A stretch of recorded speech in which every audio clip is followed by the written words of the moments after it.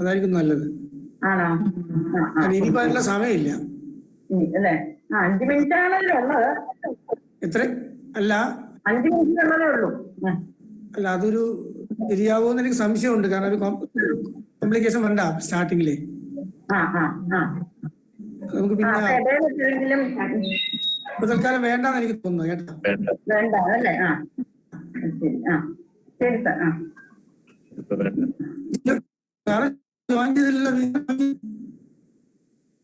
ഇല്ല, sir join ചെയ്തിട്ടില്ല. സാറിന് കൃത്യസമയത്ത് ജോയിൻ ചെയ്യാറാണ് പതിവ്. ടൈമിന് നമുക്കൊരു കൃത്യം 9:30 ആയിട്ട് കണ്ടില്ലെങ്കിൽ വിളിക്കാം. ഇനിയിപ്പം മറ്റേ അതുപോലെ അനിൽകുമാറും ജോയിൻ ചെയ്തിട്ടില്ല. ഞാൻ വിളിച്ചു. എടുത്തില്ലേ? എടുത്തില്ല. റിമൈൻഡ് ചെയ്തിരുന്നില്ലേ പുള്ളിയെ? ഞാൻ ഇന്നലെ വിളിച്ചതാ. ഓക്കെ. ശരി സാർ.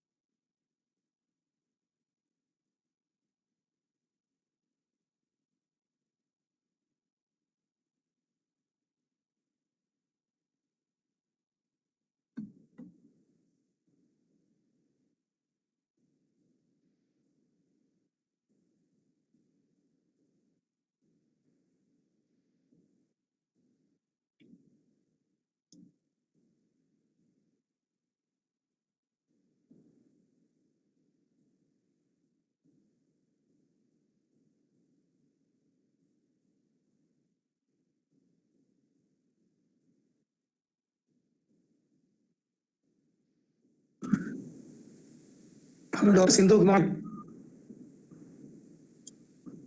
Good morning. നമ്മൾ അറിയാം സാർ. ഞാൻ കണ്ടിട്ടുണ്ട് 2 വർഷം മുമ്പേ ഞങ്ങൾ നാട്ടിൽ വന്നപ്പോഴത്തേക്കും ഡിപ്പാർട്ട്മെന്റ് സുജിത്തിനെ ഓർക്കുന്നുണ്ടോ? ഓർക്കുന്നുണ്ട്. വന്നത് ഓർക്കുന്നുണ്ട്. മറന്നുപോയത്.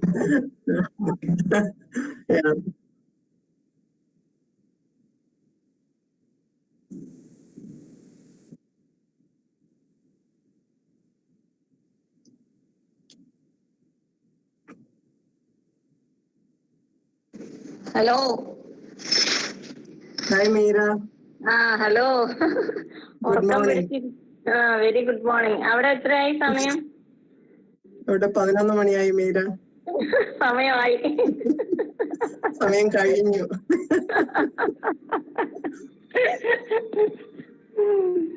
കുഴപ്പമില്ല, വല്ലപ്പോഴും അല്ലേ? അതെ. എന്തുകൊണ്ട് വിശേഷം ഇവിടെ? അങ്ങനെ കുഴപ്പമില്ല മീര, അങ്ങനെ പോകുന്നു. കോവിഡ് അല്ലേ, എല്ലാരും വീട്ടിലാണ്. അതെ. മോനുണ്ടല്ലോ വീട്ടില്. എല്ലാരും വീട്ടിലുണ്ട്.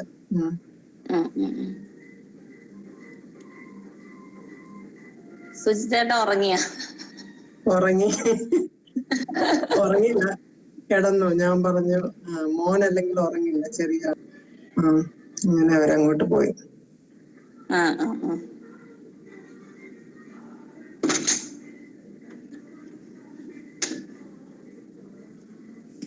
പിന്നെ നിങ്ങൾക്ക് അവിടെ പ്രോഗ്രാം ഒന്നും ഇല്ലേന്ന്? നിങ്ങൾക്ക് ഉണ്ടോ? നാളെ ആയിരിക്കും അല്ലേ? നിങ്ങളുടെ യൂണിവേഴ്സിറ്റിയിൽ ഇല്ല. ഞങ്ങൾക്ക് സാറ്റർഡേ സൺഡേ ഹോളിഡേസ് അല്ലേ. അപ്പൊ യൂഷ്വലി ഇങ്ങനെ വലിയ ഇവന്റ്സ് നടത്താറില്ല.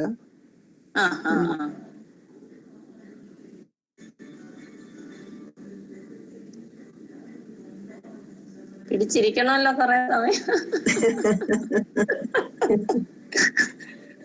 അത് കുഴപ്പമില്ല.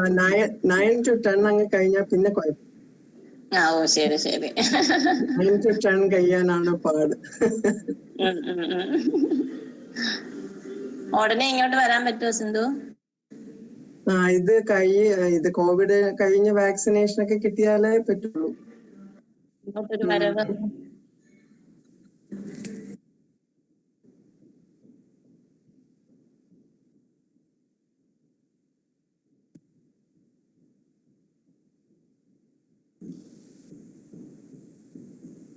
വേണുഗോപാൽ സാർ നമസ്കാരം.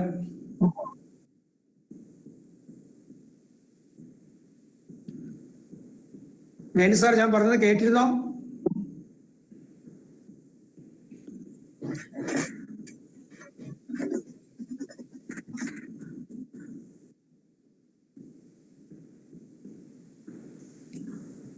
Good morning to all of you. Good morning, sir. Good morning.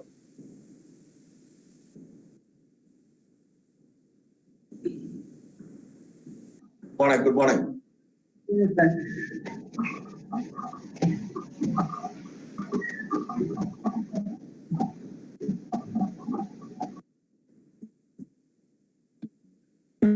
Accepted of Anil Kumar. It was Anilkumar, doctor Anilkumar join ചെയ്യുന്നു പറയുന്നുണ്ട്. പക്ഷെ ഇനി എന്തെങ്കിലും പ്രശ്നമായോ? ഞാൻ ഇപ്പൊ എന്നെ വിളിച്ചിരുന്നു ജോയിൻ ചെയ്യാണെന്ന് പറഞ്ഞ.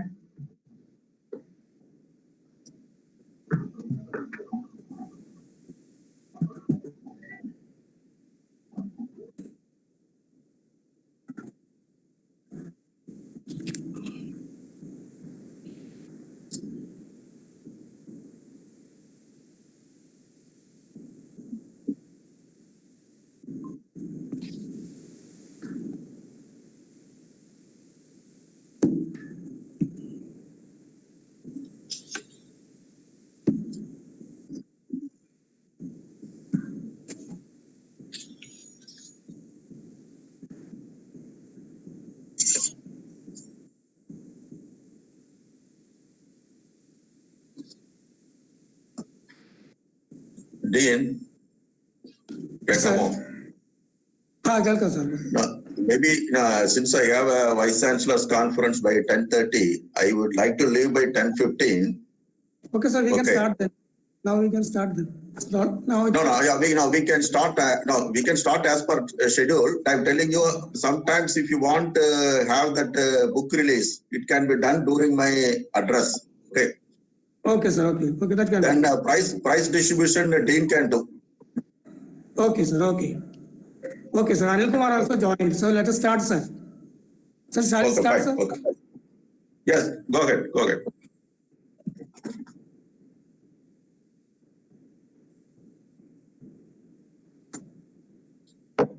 ഏവർക്കും നമസ്കാരം. 2020 ലോക മണ്ണ് ദിനത്തോടനുബന്ധിച്ച് വെള്ളായണി കാർഷിക കോളേജ് മണ്ണ് ശാസ്ത്ര കാർഷിക രസതന്ത്ര വിഭാഗം സംഘടിപ്പിച്ചിരിക്കുന്ന മണ്ണ് ദിനാചരണ പരിപാടികളിലേക്ക് ഏവരെയും സ്വാഗതം ചെയ്യുന്നു. പ്രകൃതിയുടെ അതിപ്രധാനമായ വരദാനമാണ് മണ്ണ്. ആരോഗ്യമുള്ള മണ്ണാണ് ആരോഗ്യമുള്ള ആവാസ വ്യവസ്ഥയ്ക്കും ആരോഗ്യമുള്ള മനുഷ്യ സമൂഹത്തിനും ആധാരം. മണ്ണിന്റെ ആരോഗ്യത്തെയും ശാസ്ത്രീയമായ പരിപാലനത്തിന്റെയും ആവശ്യകതയെക്കുറിച്ചും സമൂഹത്തിൽ അവബോധം സൃഷ്ടിക്കുക എന്ന ലക്ഷ്യം മുൻനിർത്തി 2013 68ാമത് ഐക്യരാഷ്ട്രസഭ ജനറൽ അസംബ്ലി ഡിസംബർ 5 ലോക മണ്ണ് ദിനമായി പ്രഖ്യാപിച്ചു. Keep soil alive, protect soil biodiversity എന്നതാണ് ഈ വർഷത്തെ മണ്ണ് ദിനാചരണത്തിന്റെ മുഖ്യ പ്രമേയമായി തിരഞ്ഞെടുത്തിരിക്കുന്നത്. ലോക മണ്ണ് ദിനാചരണ പരിപാടികളുടെ ഭാഗമായുള്ള ടെക്നിക്കൽ വെബിനാർ ഇപ്പോൾ സമാരംഭിക്കുന്നു. All participants except the speakers are requested to keep their mics mute during the program. We now begin the technical webinar in commemoration of the World Soil Day 2020, organized by the Department of Soil Science and Agricultural Chemistry, College of Agriculture, Vellayani. May I invite Dr.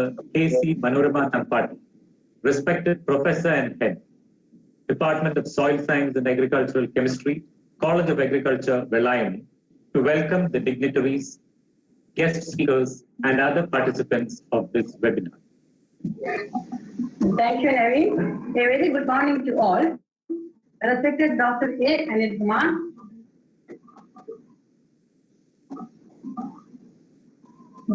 Dean College Executive Vellayani and President of the function, most respected Dr. R. Chandrababu, Honorable Vice Chancellor of Kerala Agricultural University, our today's chief guest, Dr. Ratan Lal, World Food Prize 2020 laureate and Distinguished University Professor of Soil Science, Ohio State University, Dr. K.S. Anil Kumar, Principal Scientist, National Bureau of Soil Sciences Planning, Bangalore, Dr. Sindhu Jagadamma, Assistant Professor, Biosystems and Soil Science, University of Tennessee, USA, our General Council members, other dignitaries, my dear colleagues, friends, students, and farmers.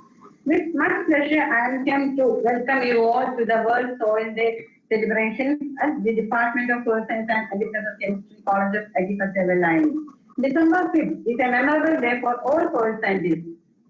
Since we are celebrating this as World Soil Day, and we all know that soil sustains life and it is the basis for agricultural development and food security. But the escalating population has exerted much pressure on soils for enhancing the food production, and this has led to the deterioration in soil.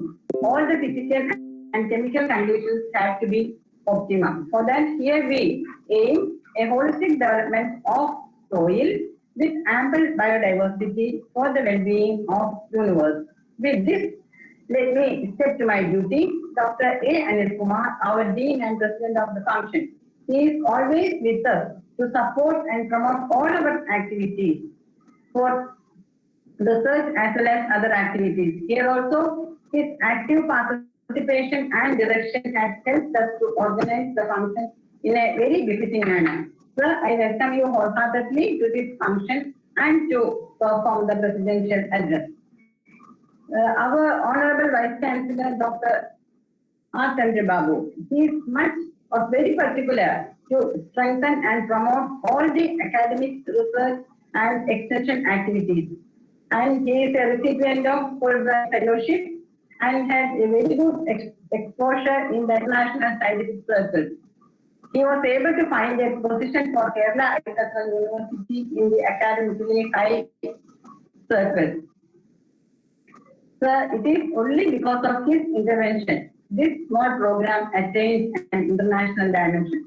Sir, I welcome you with all my heart to this function and to grace this occasion by the inaugural address and the release of the book Mannu Pariboshanam Karshika Samtikam. Dr.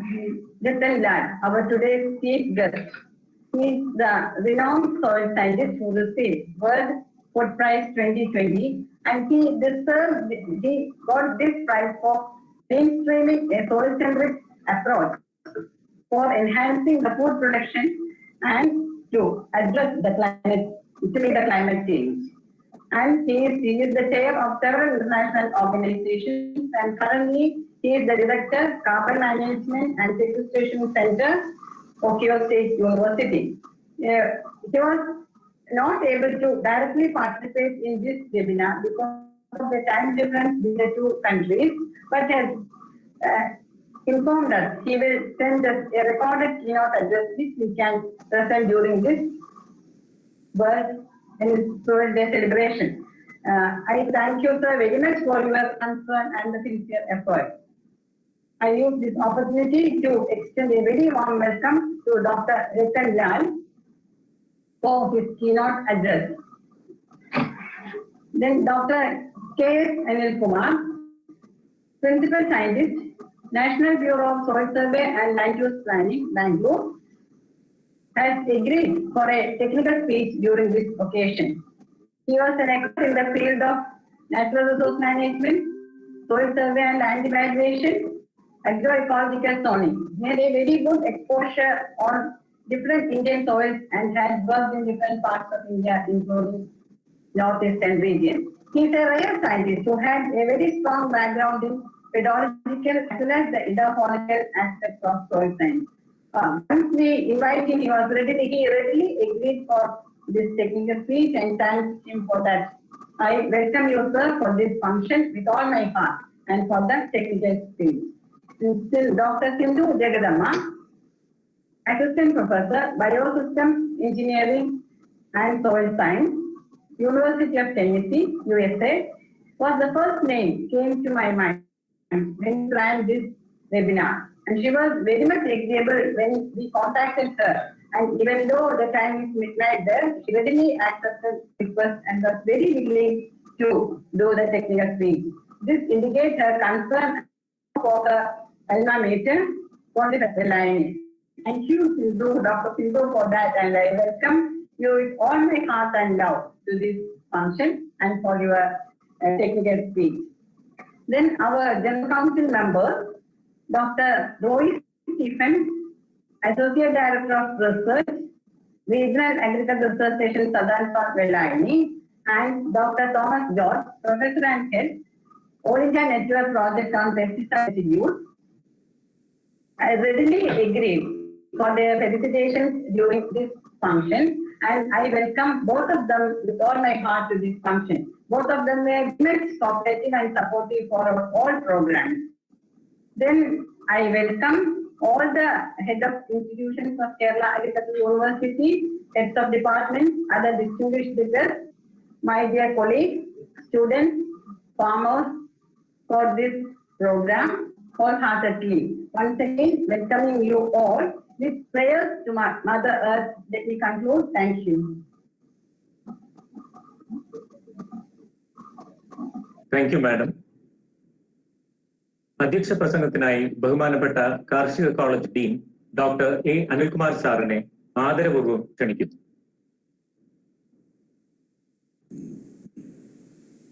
Respected Dr. Chandrababu sir, our Honorable Vice Chancellor KU will be inaugurating this function. The eminent scientist and World Food Prize laureate of this year, Professor Ratan Lal, Dr. Sindhu, Department of Biosystems and Biosystem Engineering, Systems Engineering and Soil Science Department, University of Tennessee, United States, Dr. Anil Kumar, Principal Science, National Bureau of Soil Science and Land Use Planning, Bangalore, Dr. Roy Stephen, General Council Member of Kerala Agricultural University, Dr.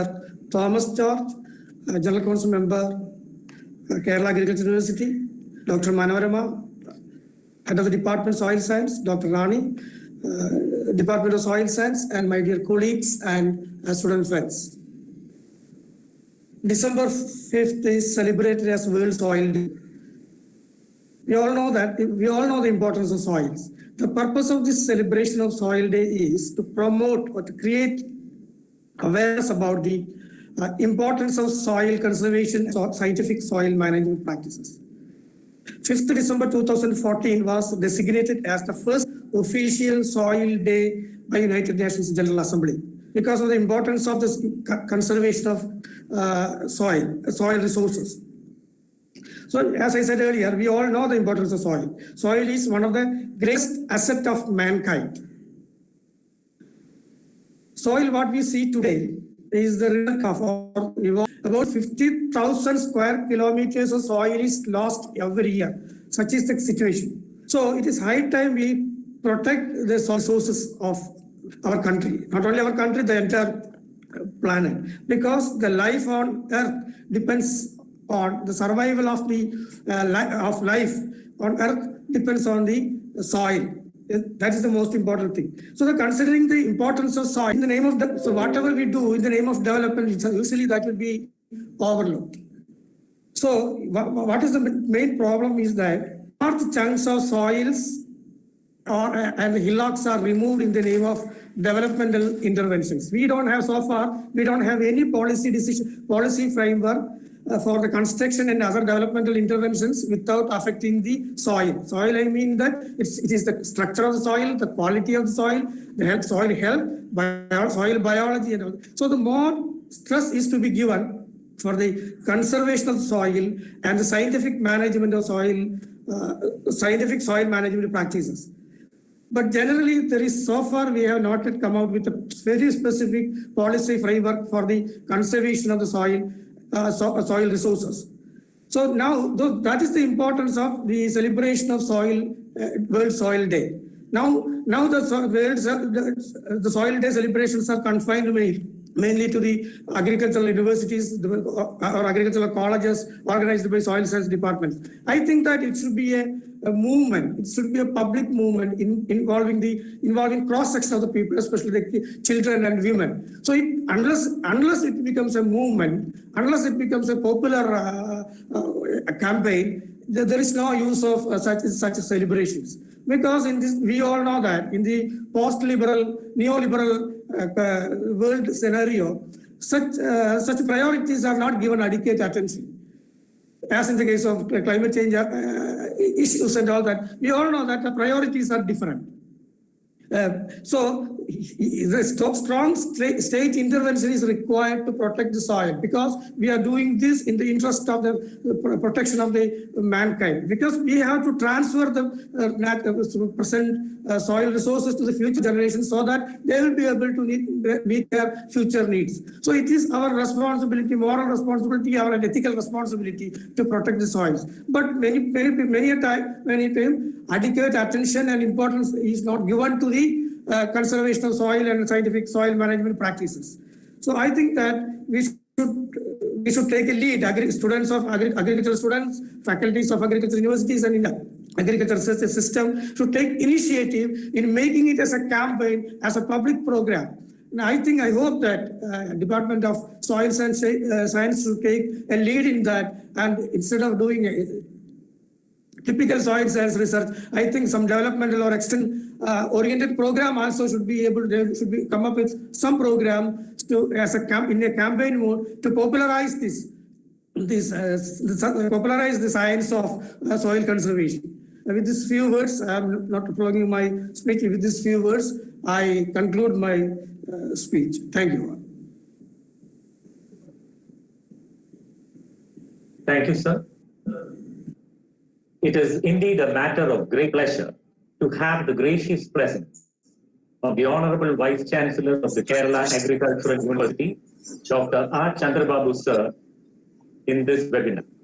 A recipient of the prestigious Fulbright Nehru Fellowship for Research at the famed Cornell University, USA, the Honorable Vice Chancellor is an ardent promoter of academic excellence, fosters quality research, and supports innovation and extension of technologies. May I now invite the Honorable Vice Chancellor of the Kerala Agricultural University, Dr. R. Chandrababu, sir, to inaugurate this technical webinar and deliver the inaugural address. Good morning to all of you. Am I audible? Yes, sir. Okay. Yeah. Respected Dean, College of Agriculture, Vellayani, Dr. Anil Kumar. Respected Professor Dr. Ratan Lal, World Food Prize Laureate from University of Ohio. This will be actually joining through his recorded message. Respected Dr. Sindhu from University of Tennessee, USA. Respected Dr. Anil Kumar, Principal Scientist, NPSS and LUB Bangalore. Respected members of our General Council and ADR Zone, Dr. Roy Stephen, respected member of General Council and Professor and Head ANP on Pesticide Residues, Dr. Thomas George, Professor and Head Department of Soil Science and Agriculture Chemistry, Dr. Manorama Tambati, and my dear fellow colleagues from Kerala Agriculture University, and the student friends, and all the participants. Once again, good morning to all of you. And this is a very important day, celebrating the benefits of soil that gives to the entire humanity from the globe. Probably, I think, as a student of plant physiology, we will be estimating the mineral contents of the plant, leaf or root, whatever plant biomass. So we actually take 100 gram of plant biomass, dried plant material, and in the furnace, we will actually burn it. And what we get is only a very remnant of that, minuscule out of that 100 gram, what we call as ash content. And this small constant of the entire biomass is all the more important. And all of this comes from the soil, totally. And plants, other bioorganisms, flora and fauna, entirely depend on this soil as a subterranean material to stand upon. So when we talk about biodiversity, I think recently the definition for biodiversity that gives more importance for the soil as the foundation or as a home for soil by what we actually see above the ground. That's what we think it is a biodiversity, but including all that we visualize above the ground, they have a foot or rooting in the soil. And in the soil also contains more than what we visually see above the ground in terms of various plants and fauna and hidden. Normally, the plant science also, the roots are not that much researched, not that much worked upon. Now, recently, first 1 decade, people are actually looking into the roots, what is happening below the ground. And that's how the soil realized the importance of the microorganisms, the rhizosphere, I will say, flora and fauna, and their importance to the food production or the plant growth and maintaining biodiversity over the globe. I think the soil is a home for more than 25% of the entire global biodiversity, including everything, in plants and animal microorganisms. And there is a rough estimate that 1 teaspoonful of topsoil contains roughly around 6 billion microorganisms. What we recently called as a metagenome. I think the genomic study can actually identify the genomes of all the flora and fauna in our topsoil. And they recorded millions of different fungi, bacteria, and other organisms in the city several years back. Still then, if you see, for every new year, his office, his secretary used to send a New Year greetings throughout all the colleagues across the globe. Immaterial of whether we are responding or not, he is actually every year for his office during the last week of December sends across the New Year greeting message, and in the bottom of the greeting card, he talks about the soil health and maintaining the soil biodiversity. Such as affinity that he shows in maintaining the soil health, and his carbon sequestration, he has done a lot of work that I suggested my colleagues should actually invite him so that we have the opportunity to listen to his wisdom and words. I really appreciate my colleagues and Dean who immediately promptly contacted him, Ratan Lal, and he also came forward and shared his message for this soil day. So I think coming to Kerala, it's a very small state, but with a lot of biodiversity. I think it has totally the soils have 12 orders throughout the globe. In Kerala, we have 8 out of the 12 soil orders. Mostly laterite, we have Kuttanad soil, we have coal lands, we have black soil from the Deccan Plateau, from Palakkad region. Slopes, you can say, starting from Western Ghats, below sea level Kuttanad, and we have diversity. We have a narrow strip, what we call as a midland. That's where the entire food production is depending upon. Recently, the government of Kerala is a very big ambitious program called the Subicha Kerala to attain food self-sufficiency. Unit productivity of the soil has to be enhanced. Unit factor productivity, not only soil, light, all other inputs, including labor, has to be increased. The input cost of production has to be reduced, and the farmer's income has to be doubled. All these will come when we actually comprehensively, the cross-disciplinary approach, we need to look at this soil. So it is not the exclusive domain of soil scientists alone. Everybody has a role. I think right from starting from microbiologists, agronomists, engineers, everybody has to understand the importance and value of every inch of every unit cent of the soil and what is it contains below that and what is its contribution. So important soil is going to gain a lot of thing in the years to come. It is globally recognized. Now the people are, FAO, even a decade back, told we need to go by agroecology based agriculture. So we need to holistically look the things, including the microclimate, soil and its metagenome, etc. So such is the understanding or learning, new knowledge generated, that we need to that knowledge has to be transferred to a young research community and student community, and our policy planning has to go in such a way. And Kerala Agriculture University actually analyzed the nutrient contents of all the soils across the state before the flood as well as after the flood, and we saw the changes happened after the flood, and we are given the package of practices for mitigating the ill effect and also capture the potential of the benefits occurred in some of the soils in Kuttanad. And recently, we have actually entire state of Kerala has been divided into 23 agroecological units, and we came out with specific cropping pattern for each of these 23 agroecological units based on soil nutrient content, micro weather and microclimate and all other factors. And being a biodiversity hotspot, we have all the responsibility to nurture and take care of the soil health and see our recommendation, our operation, and actually improves the soil health further and maintains its soil health sustainably for the generations to come. So with these few words, I am really very happy to inaugurate this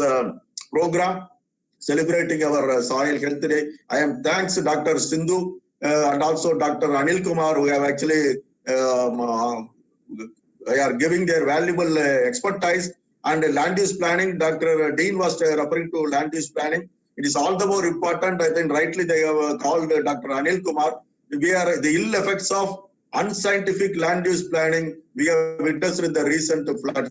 And also the Kerala state has an average of 20-degree land slope of the land. So it is very, very fragile ecosystem. All our developmental activities, infrastructure development has a very scientific orientation. I hope Dr. Anil Kumar will highlight the importance of scientific land use planning for our both overall development without affecting the soil and biodiversity, how it can harmoniously can go hand in hand. And also I think that Dr. Sindhu has taken a right topic. I hope she will be talking more about the below the soil. I'm a plant physiologist, and we talk about hidden hunger and the root as the hidden part of that. So I am sure that you will be talking about the importance of the topsoil and what it is constituents in terms of microflora and fauna. I would like to hear from your expertise. With these few words, thank you for this opportunity. I am very happy to inaugurate. And if it is possible, I can actually release the booklet. I really appreciate the work of my colleagues in the Soil Science Division from College of Agriculture, Vellayani, for actually documenting this knowledge for the young generation and for the student community and benefit of the farming community. I am really happy to release this. And Dean, if you can release this, I will do this now. Yes, sir. So you can release that. Yes, sir. Now we have the release of the booklet.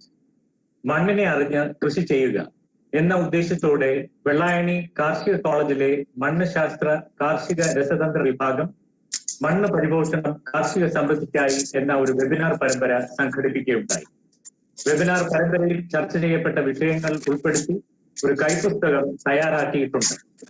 ഈ കൈപ്പുസ്തകം പ്രകാശനം ചെയ്യുന്നതിനായി ആദരണീയനായ കേരള കാർഷിക സർവകലാശാല vice chancellor doctor R Chandrababu സാറിനെ ആദരപൂർവ്വം ക്ഷണിക്കുന്നു.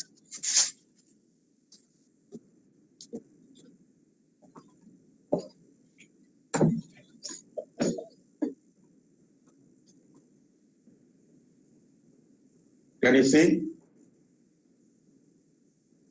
Yes, Yes, sir. sir. Yeah. Thank you. Thank you. Thank you, sir.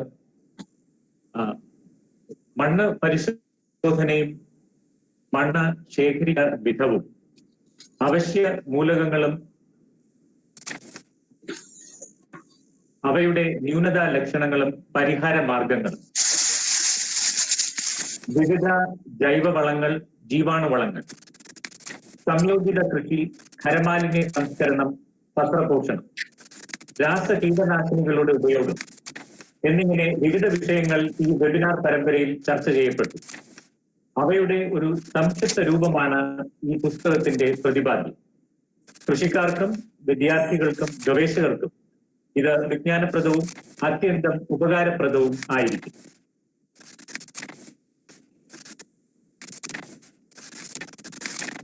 Thank you sir. Welcome.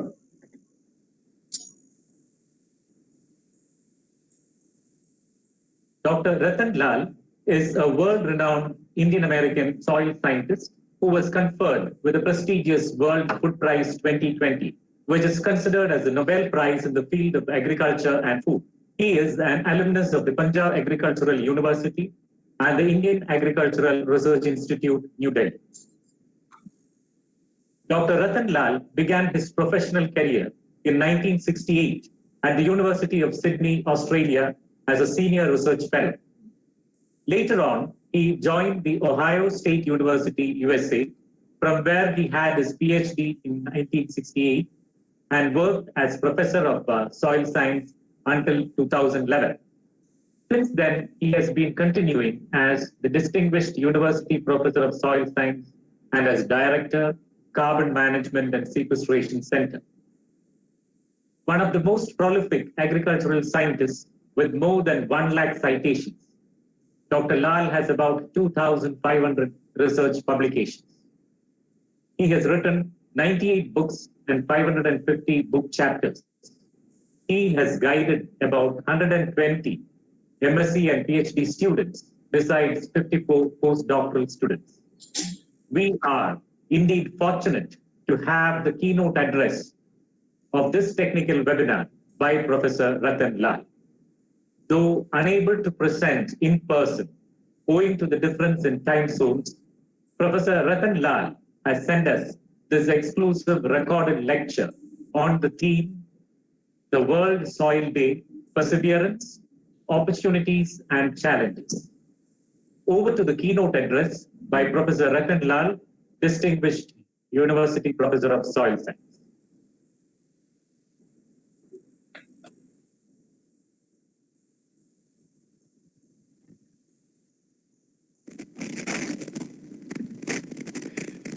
I would like to begin by thanking the organizer for inviting me. I wish I was present in person, but I take the opportunity to record my presentation and will answer any question that may arise. The title is the World Soil Day, Perseverance, Opportunities and Challenges.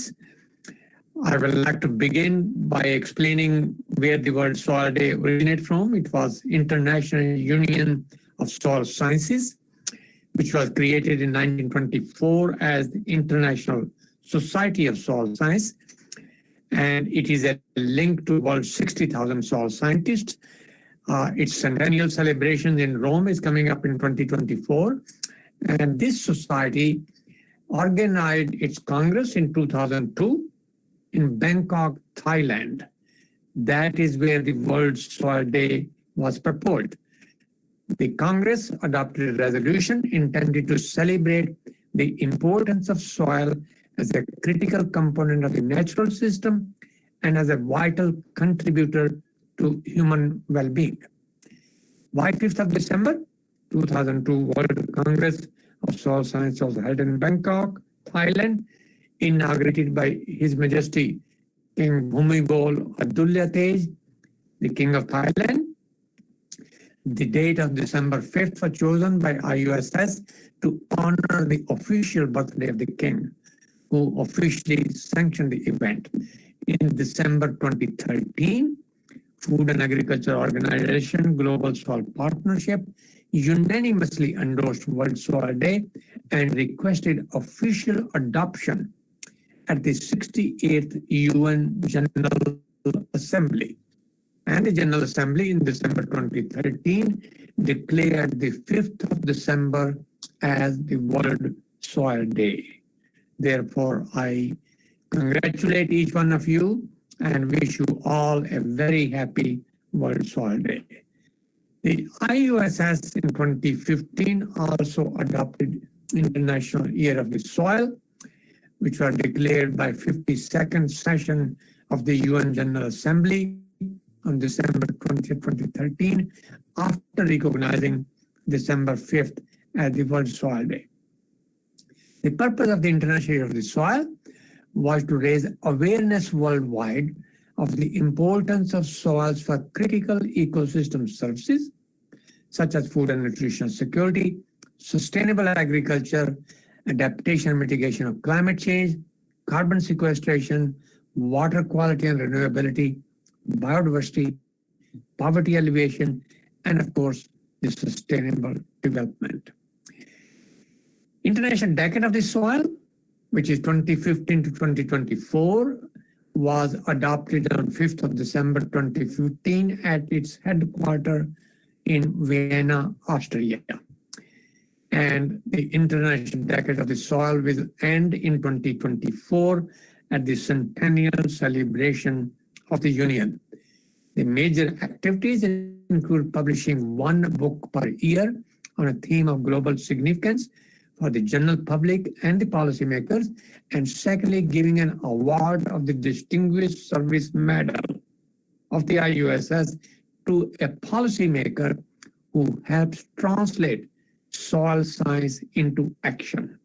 So it's not an award for a scientist, it's for a policymaker. That brings me to the concept of sustainable development goal as soil-based system that can only be achieved if soil is managed properly. For example, the goal number 2 of ending hunger, goal number 13 of climate action, goal number 15 of life on land, and to a major extent also ending poverty, goal number 1. Number 3, good health and well-being. Goal number 6, clean water and sanitation. And goal number 7, renewable energy. There are in fact more goals, especially number 17, justice and peace. They all depend on sustainable management and restoration of soil health. Indeed, soil health is critical to water resources, quality and quantity, climate change mitigation, adaptation, stabilization, food and nutritional security, both quality and quantity, and the biodiversity. 25% of all biodiversity is in soil. Soil health indeed is the engine of economic development. One other concept which is very critical, that the health of soil, plants, animals, people, environment, and the planet is one and indivisible. If the health of soil goes down, as many past extinct civilizations realized, probably later than they should have, the health of everything else goes down with it.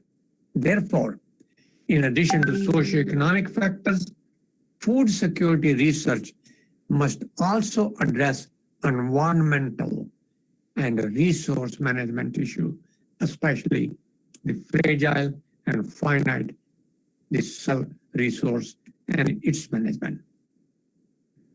That brings us to the focus of regenerative agriculture. What is it? It's something inspired by eco-innovation. It's powered by non-carbon energy.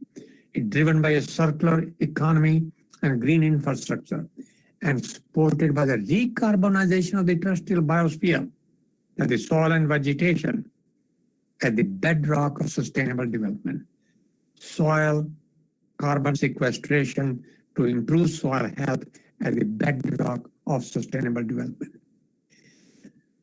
A system of regenerative agriculture is the one that encompasses a wide range of farming and grazing practices, not just one. These are aimed at restoration and sustainable management of soil health through sequestration of soil organic carbon, which is often depleted in agroecosystem to as much as 30-50% in the Midwestern United States, maybe 75 to 90% in developing countries of sub-Saharan Africa, South Asia, Caribbean, and many else. The question many times asked, is regenerative agriculture applicable It's not a question of whether it is applicable. It's a question of how to make it applicable so that regenerative agriculture can be adapted to produce enough food, be a negative emission technology, and also advance the sustainable development goals of the United Nations. Organic matter content in soil, as I mentioned already, is depleted in many soils below the critical range. There is no one critical range, it varies widely, but in general, we consider it somewhere between 3.5 to 4% organic matter content. And if it is below that, then the productivity and the useful efficiency of the inputs is much less, and it improves with increase in soil organic matter content until it reaches the critical range.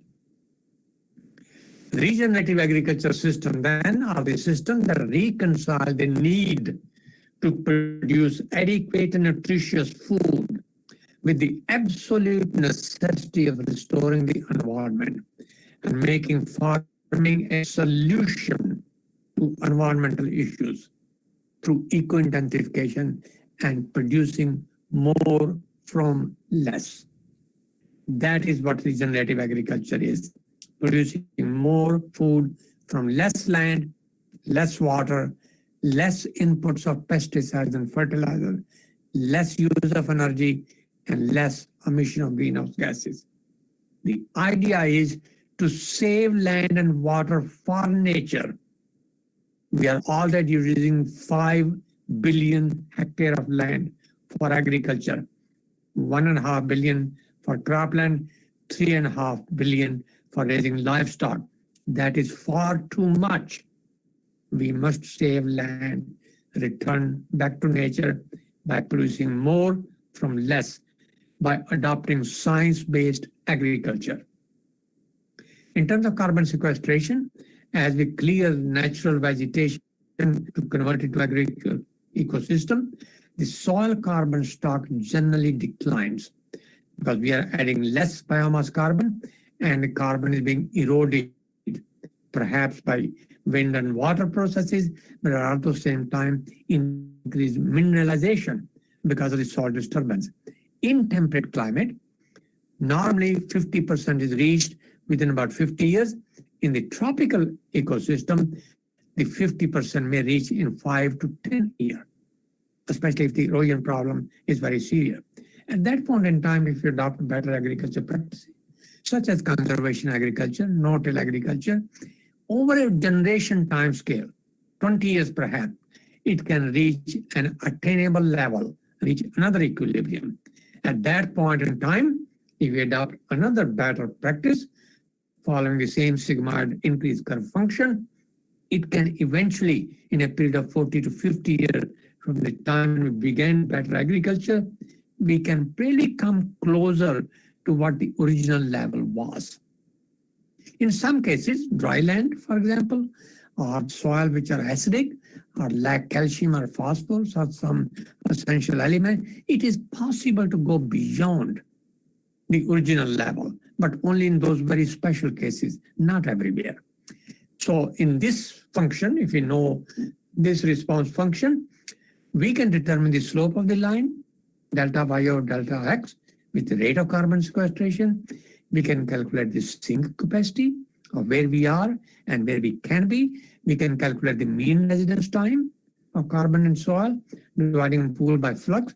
And this recarbonization can be achieved by several practices, such as conservation agriculture, no-till farming, such as biochar application, agroforestry, desertification control, afforestation, better pasture management, water harvesting, drip sub-irrigation, improved farming system, but recognizing at the same time that each of these practices have their own carbon and water footprint. Therefore, we must practices which not only increase the input of biomass carbon into the soil, but have also lower carbon footprint by doing business. And we must calculate the net gain. So one of the ways I mentioned, input of biomass carbon, no disturbance, conservation agriculture, growing a cover crop, suppressing it, and seeding crops through it without plowing. As you see in the picture here, growing a cover crop, especially a leguminous one, which can fix nitrogen, and at the same time realizing that increasing carbon in soil will reduce the dependence on chemicals, NPK, because it will increase their efficiency, reduce their losses into the environment, and have soil health better to make use of the input system in a more efficient way. The rate of carbon sequestration with better management is very good for wetland restoration, for plantation and reforestation, maybe 1 ton, wetland maybe 1.5 ton, for management of lawns and turfs and recreational facilities, including golf course, home lawns, maybe 0.5 ton per hectare, no-till ranging from 100 kilogram to perhaps 1,000 kilogram per hectare, average somewhere between 0.3 and 0.5 ton per hectare. Rangeland being in dry land, if you manage them properly, probably 100 to 200 kilogram per hectare. These are the kind of rates that we normally observe. If we were to adopt better agricultural practices from 2020 to 2100, the average rate of carbon sequestration in all soils of the world is about 2.5 gigaton of carbon per year. The rate will vary depending on how the soils are managed. But if we take the cumulative technical potential between 2020 and 2100, the rate of carbon sequestration in soil summed up, total together, 178 gigaton in 8-year period. Combine that with forest, improved afforestation, better plantation, better management of forest resources, fire management, etc., another 155, together 333 gigaton. That translates into drawdown of atmospheric CO2 of more than 150 parts per million by the end of this century. But this cannot mitigate complete emission of the anthropogenic activity, including fossil fuel, which is already more than 10 gigaton per year. So we must find non-carbon fuel sources. And then if we adopt better agriculture and land resource management practices, we can mitigate anthropogenic climate change by the end of this century or next century. We have an option to do that. That brings me back how to use natural resources properly. Cereal production globally at the moment is done on 700 million hectares. There's a call that we need another 250 or even 500 million hectares more to feed the population by 2050. Absolutely not. If we manage the existing land properly, especially in developing countries, where we can bridge the yield gap by adopting better agriculture, rather than expanding horizontally, we can return some land back to nature. From cropland, cereal land, 200 million hectares. From grazing land, maybe more than even 1 billion hectares. Similarly, fertilizer use. We have 200 million ton used now. Efficiency of nitrogen fertilizer in a best case scenario, maybe 40%. In a poor case scenario in developing countries, maybe 20%.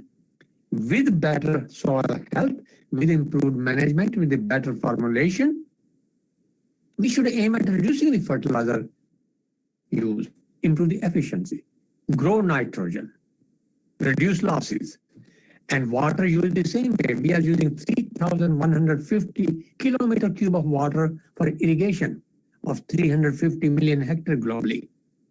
We can replace flood irrigation by micro irrigation, drip sub-fertigation, increase the area but reduce the use of water. In fact, by less than 1/3 by the end of this century.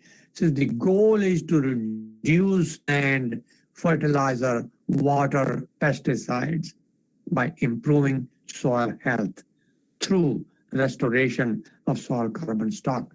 Use the best, save the rest for nature. That brings me to the question of farming carbon.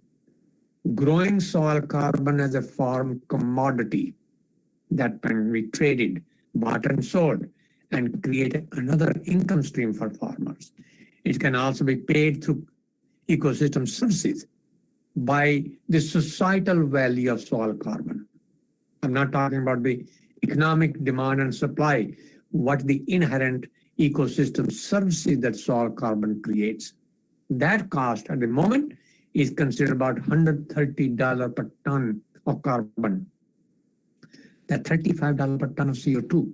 If a farmer sequesters in soil or vegetation half a ton of carbon per hectare, that's $65 per hectare per year, $26 per acre per year. If a farmer sequesters 1/3 ton, that's $43 per hectare, $17.50 per acre. That is societal value. Farmers and land managers being the greatest stakeholder, the greatest steward of natural resources should be rewarded, should be compensated at this rate for improving soil health and quality. I'm very pleased that the resolution at the Senate floor put up by 4 senators in June this year, Senator Brown, Senator Stabenow, Senator Graham, Senator Whitehouse, is reached attention, in which the language is the agriculture and forestry sectors hold the potential to serve as a critical climate solution. I'm glad with that language. At scale, agriculture and land use practices can sequester carbon at as low as $10 per metric ton of CO2 equivalent, making it the most cost-effective carbon sequestration method currently available. That's the language in that resolution. It's absolutely correct, and I'm glad it is happening. What we need right now is to complement EPA's existing Clean Air Act of 67, Clean Water Act of 1972. We need Healthy Soil Act now, so that agricultural sustainability can be ensured.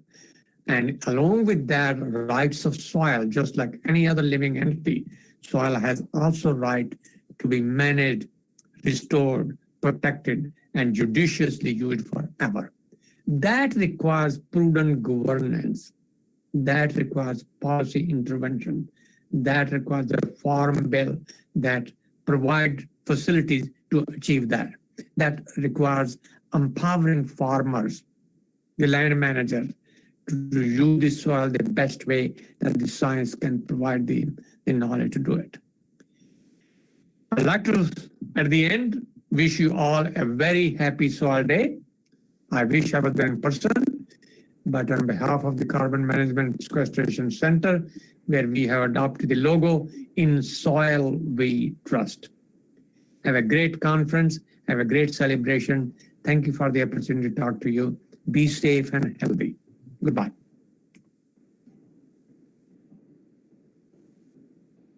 Thank you, sir, for that thought-provoking keynote address.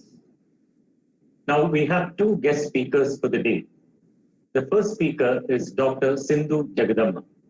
Dr. Sindhu Jagadamma is an assistant professor in Biosystems Engineering and Soil Science, University of Tennessee. She is an alumna of the College of Agriculture, Vellayani, who completed her UG in 1994 and PG in Soil Science and Agriculture Chemistry in 1996. A fellow of the Ford Foundation's International Fellowships Program, she pursued her MS and PhD program at the Ohio State University, with Professor Ratan Lal being her advisor. She is a recipient of Outstanding Postgraduate Research Award, the Ralph E. Power Junior Faculty Enhancement Award, and Outstanding Research Faculty Award. She served as presiding chair of the Soil Carbon and Greenhouse Gas Emissions Community and Global Climate Change Community of the American Society of Agronomy. She has guided 4 PhD and 5 MS students. Dr. Sindhu Jagadamma has over 50 published papers in international journals and is a manuscript reviewer of several high-index journals, including Geoderma, Biogeoscience, Soil and Tillage Research. May I invite Dr. Sindhu Jagadamma to present her paper on a revisit to the life, beneath our feet on World Soil Day.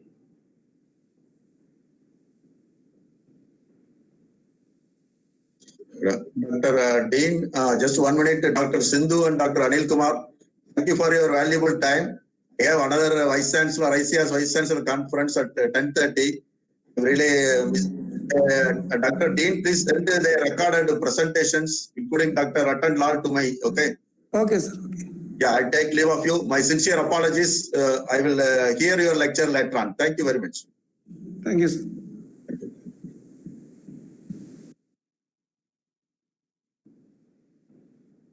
Over to Dr. Sindhu Jagadamma.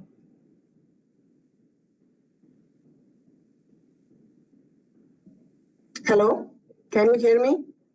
Yes, you're audible. You're audible. Okay, so let me just share my screen.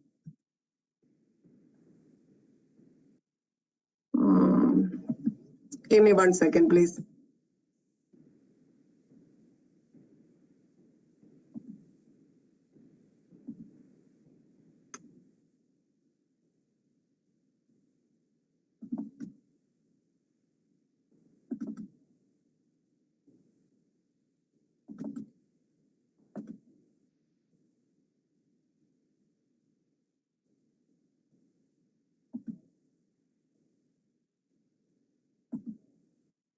Okay.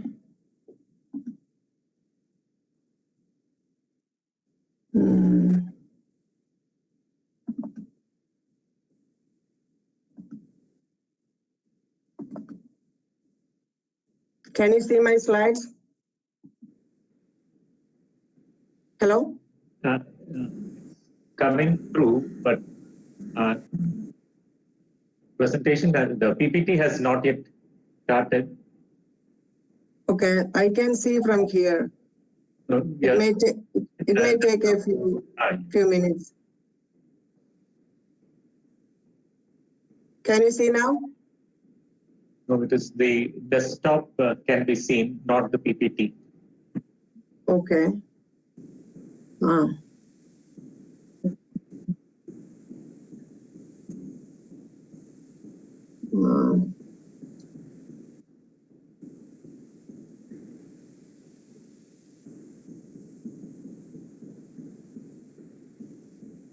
Let me try again.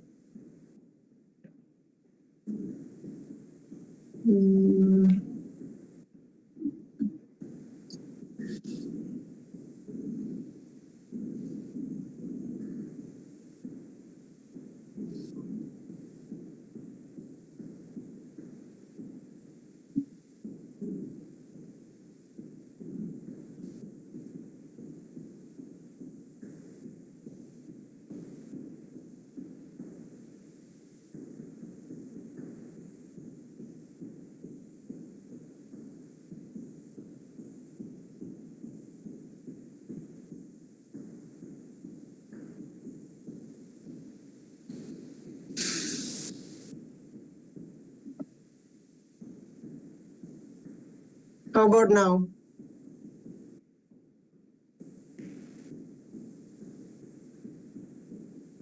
Can you see now? Yeah, it is true. All right. All right. Thank you so much for that nice introduction, Dr. Naveen. And I am very excited and humbled by this opportunity to interact with my institution, which taught me the basics of agricultural science. And special thanks to Dr. Naveen for reaching out to me for this opportunity.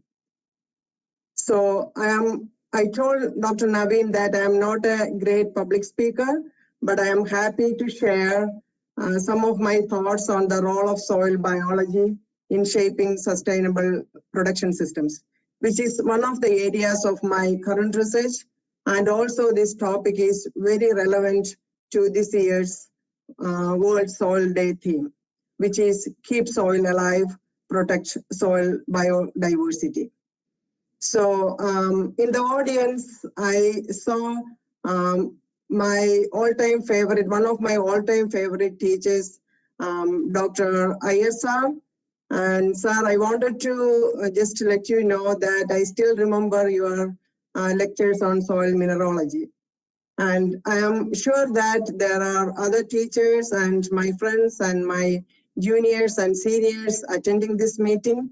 So unfortunately, I can't see any of you, but thank you so much for attending. So Dr. Naveen gave a very detailed introduction about me. So I don't think this slide is needed, but I will walk you through really quickly. So as Dr. Naveen mentioned, I completed my BSc Agriculture in 1994 and MSc in Soil Science and Agricultural Chemistry in 1996, both of which were from Vellayani campus. And after that, I worked as a field extension officer for Kerala Horticulture Development Program for just over a year. And before joining the Department of Agriculture as a soil survey officer. So from here onwards, life took me to a different direction, and which was really unexpected. And the credit for that goes to my husband, who was also one of the Vellayani products, and he was my classmate too. So he was doing PhD at IARA when we got married. So I took leave of absence from my job as a soil survey officer and joined him, and where I got the opportunity to work also as a research associate. So during that time in 2003, I got Ford Foundation's prestigious international fellowship, which brought me to the United States and gave me the opportunity to study under Dr. Ratan Lal. So I did my second master's in soil science, which I completed in 2005, excuse me. And then I followed for my PhD, which I completed in 2009, both under Dr. Ratan Lal. And my thesis research was the effect of soil and land management practices on carbon sequestration. After completing my PhD, I joined as a postdoc at Oakleys National Lab, which is a federally funded research institution in the US. And in this position, I got the opportunity to study microbial processes responsible for carbon cycling. In 2016, I started my current job at the University of Tennessee as an assistant professor of soil science. With that, let us get back to today's theme. So globally, food demand will grow in the future due to population growth, which is shown by this black line. So the food supply must equal or exceed demand to meet everyone's need and also to keep food price affordable.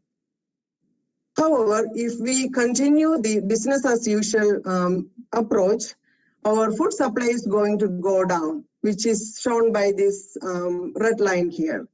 This is because of land degradation, climate change, emergence of new pests and diseases, and also many other factors. So if we are successful in controlling those factors, we can increase the food supply a little bit, but it will still be under this yellow line.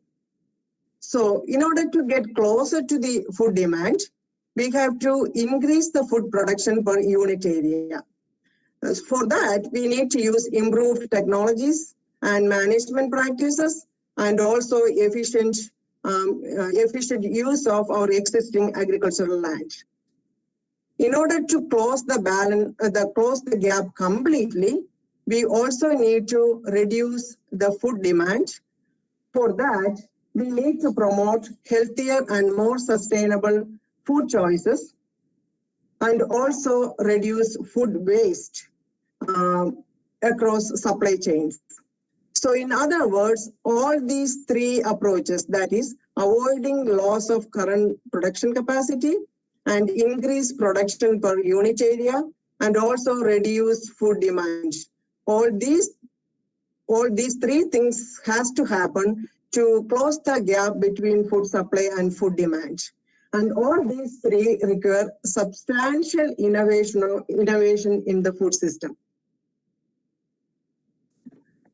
While we are thinking about the innovative options for producing enough food without harming our environment, I would like to bring to your attention about this concept of safe operating space. This implies that there is a boundary for the safe operation of all ecosystem processes or earth system processes that you can see in this figure.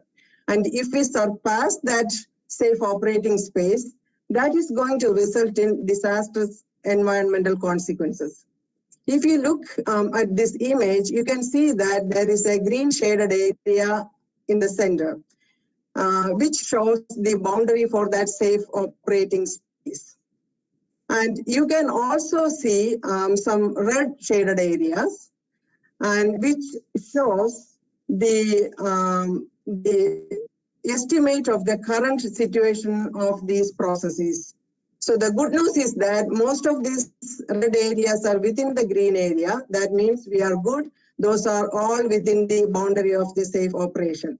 However, if you look at these three processes, which are the climate change, nitrogen cycling, and biodiversity loss, these exceeded the safe operating limits.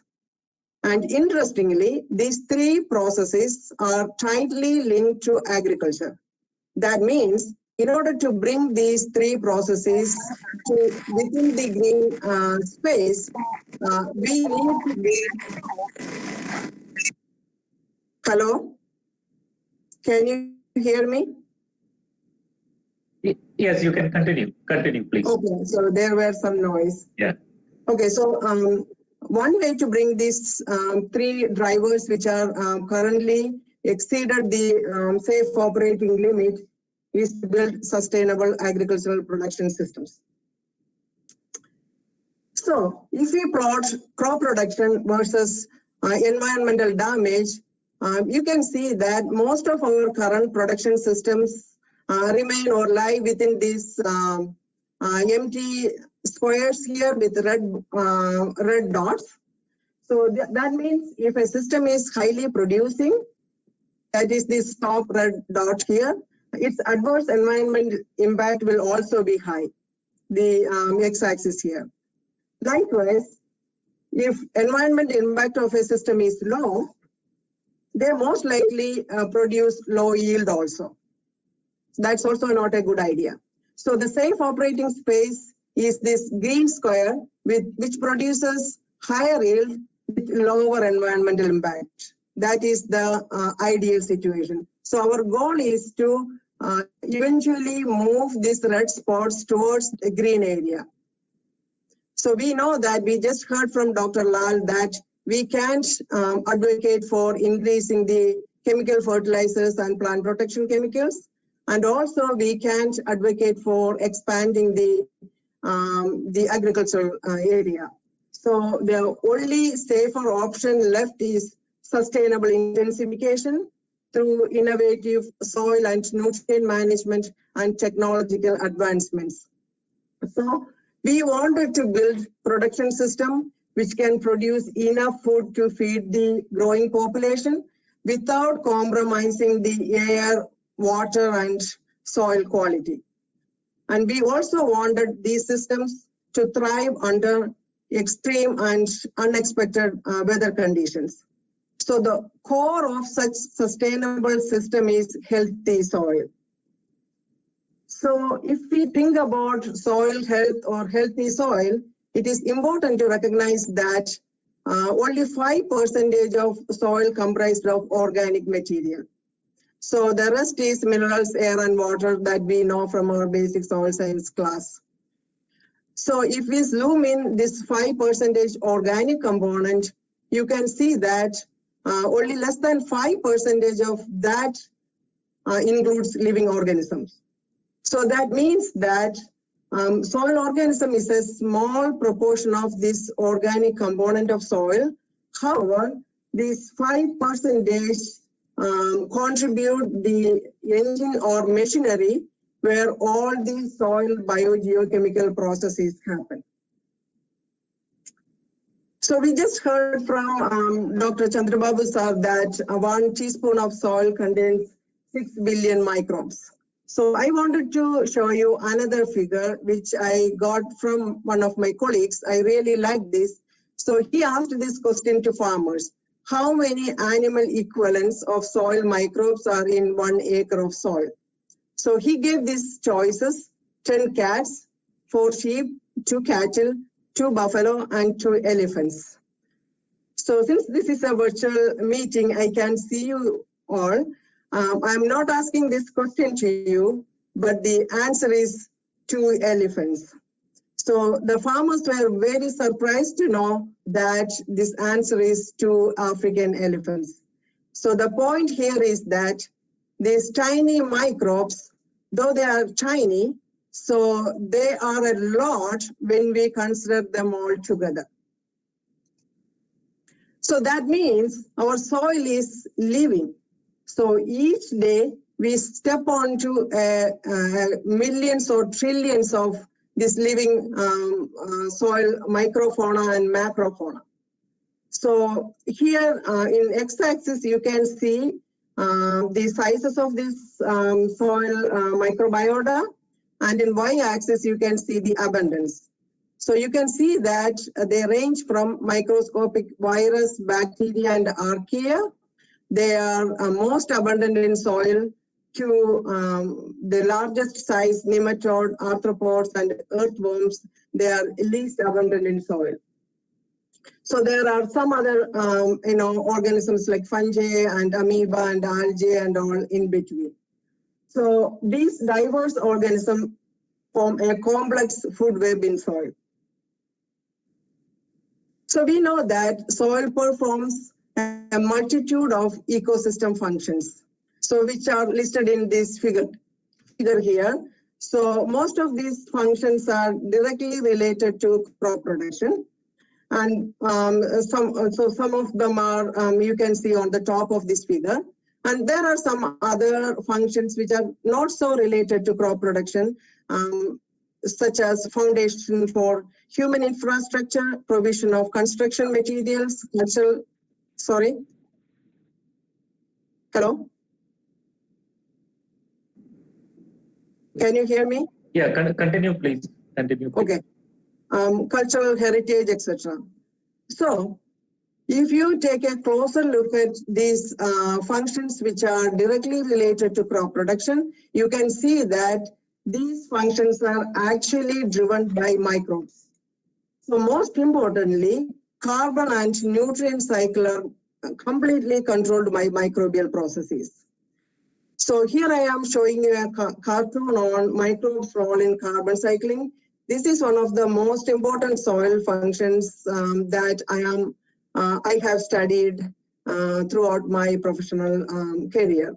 So this cartoon shows that the above ground and below ground plant materials are decomposed by micro and macrofauna into very small dissolved organic carbon compounds that is depicted by this DOC. So which is a microbially driven process.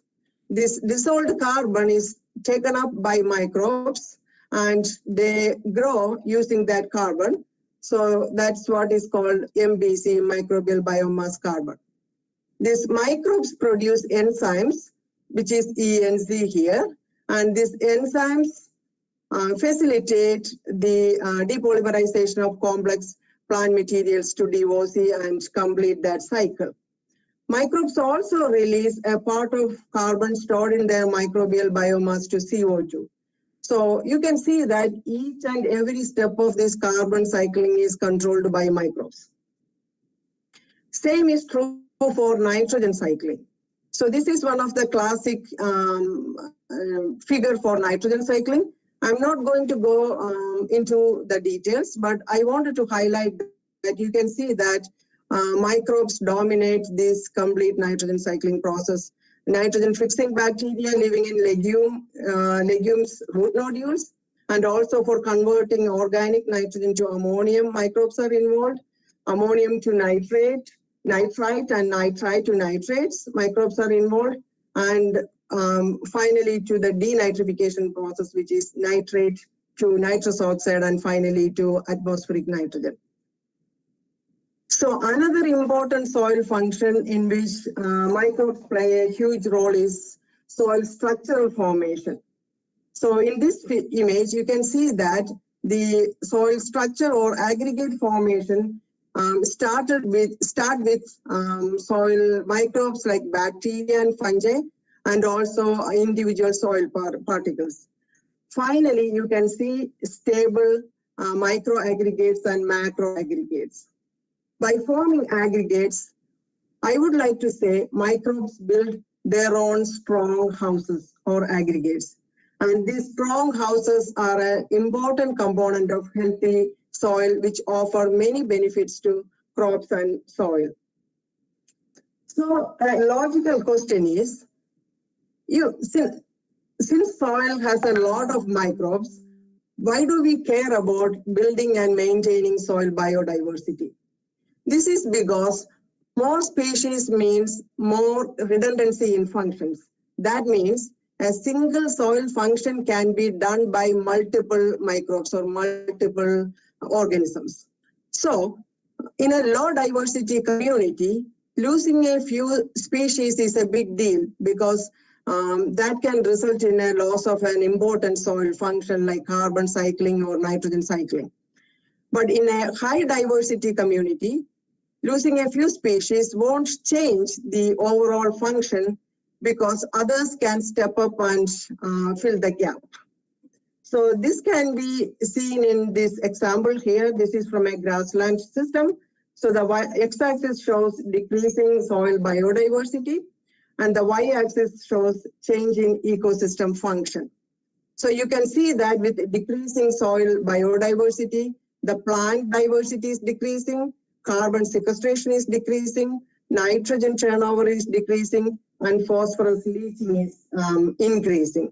So it is very important to build a rich and diverse soil microbial diversity. At the moment, like Dr. Chandrababu sir mentioned, most of the efforts are to either build above ground biodiversity or below ground biodiversity. But what is more important is to understand the integration of or interaction of the above ground and below ground biodiversity. So this is actually happening naturally through crop rotations, intercropping, and other sustainable soil management practices.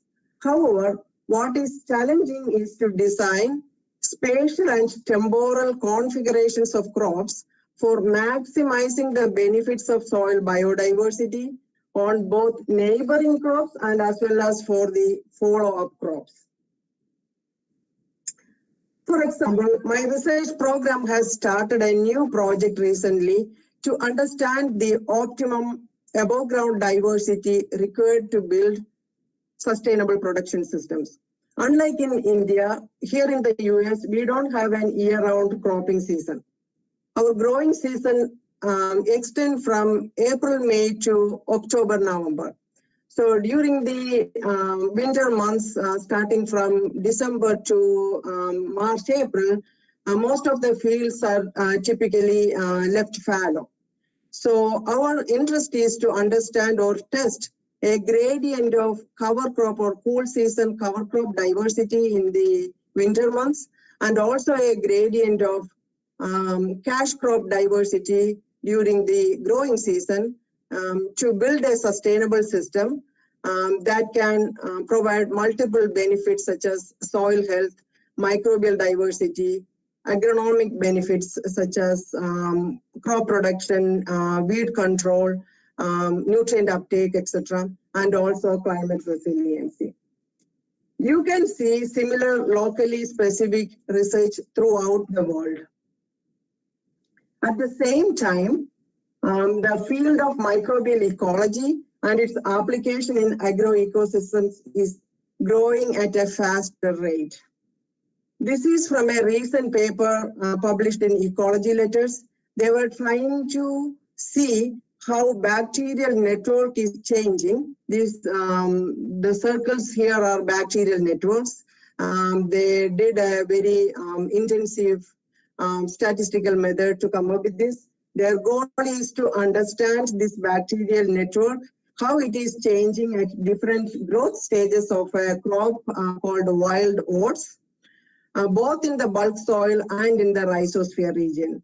And Dr. Chandrababu sir again mentioned the need for studying the rhizosphere region.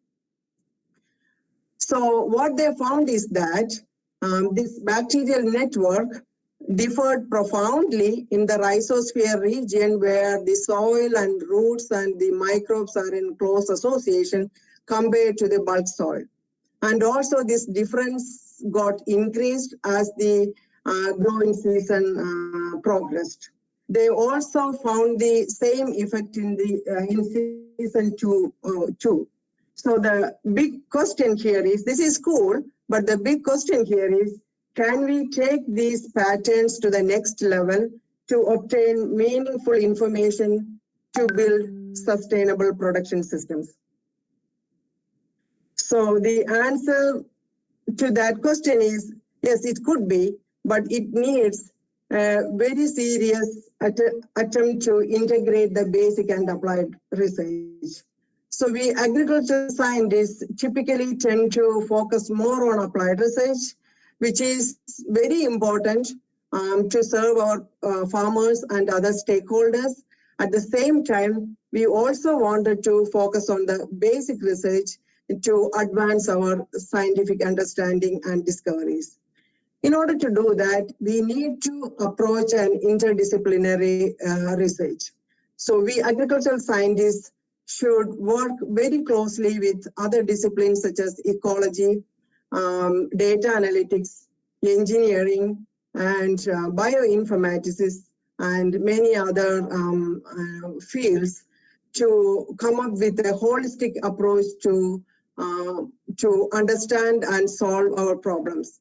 And also, in my opinion, in addition to focusing on hypothesis-driven research, we also need to pay attention to data-driven research, like the rhizosphere example we just saw. This metadata or big data-driven research sometimes result in unexpected findings which can lead to discoveries. So in my opinion, the science is moving towards the right direction, but we need some time to make a big progress. So at this moment, on 2020 World Soil Day, at the minimum, we can pledge for keeping our soil microbes happy by providing them enough high quality food by accumulating organic matter, and also protecting their shelter, that is soil structure, and also providing them enough water. With that, I would like to thank you all for attending my talk, and also special thanks to the Department of Soil Science and Agricultural Chemistry for organizing this event and giving me the opportunity to talk to you all. And my contact information is included here, my email address, my Twitter account, and my lab website. Feel free to contact me in using either of these means. And I included a picture here which has many of my lab members currently working with me. With that, I thank you once again and have a great day.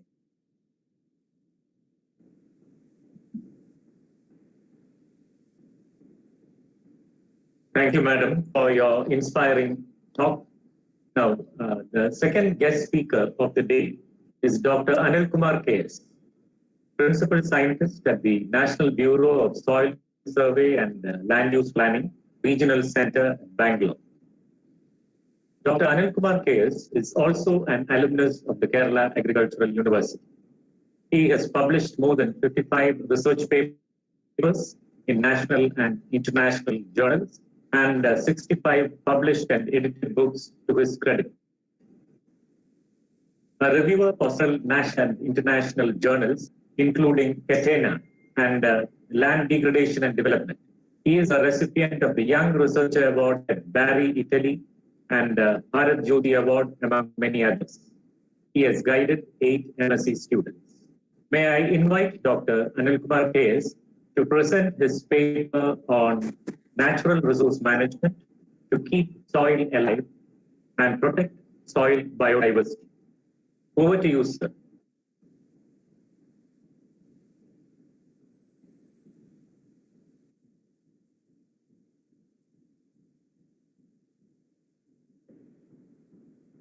Hello, am I audible? Yes, sir, you are audible, sir. Hello? Yes, you are. Am I audible? Yes, sir, you are audible, but it's getting muted, I think. Yeah. And now it is fine. Yeah, then that respected Rattanlal sir, Chandrababu sir,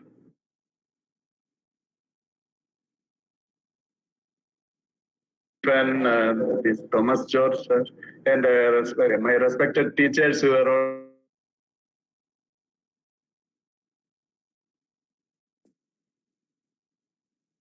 let me begin the presentation and I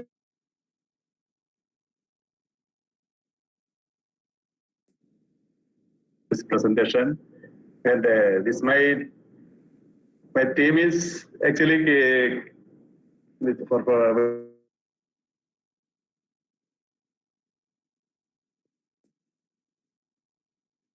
we all see soil biodiversity is under pressure and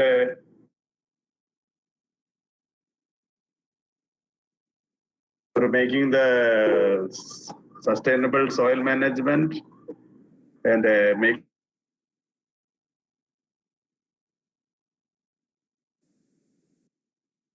even our Sindhu Jagadamba madam, yeah, she thought more made my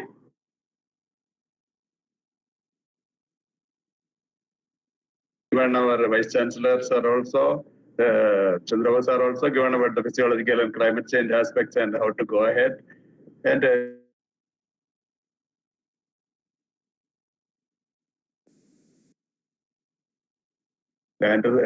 natural resources and coming to our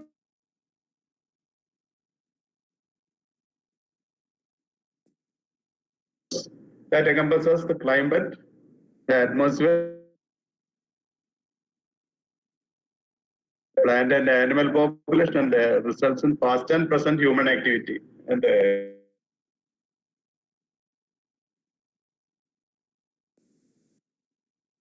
ecological storage, pollution control, recreational, heritage, and connective.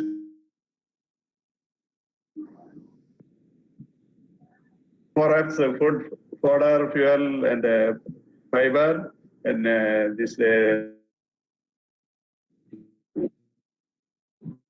are scarce and need arises to quantify these resources and evaluate their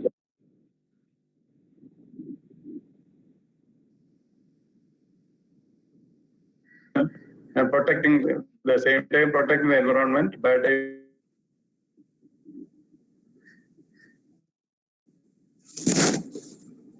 population is increasing in an alarming way. Our land is we have only 2% of the land where that we need a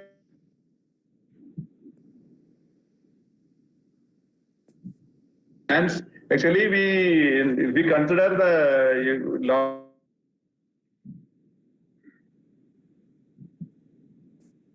was only 52 million tons and we could enhance our production to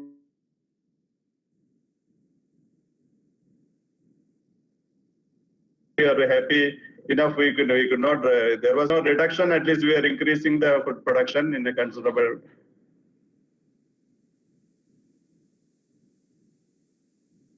happened only because of the expansion cultivated area and high yielding varieties and high yielding varieties and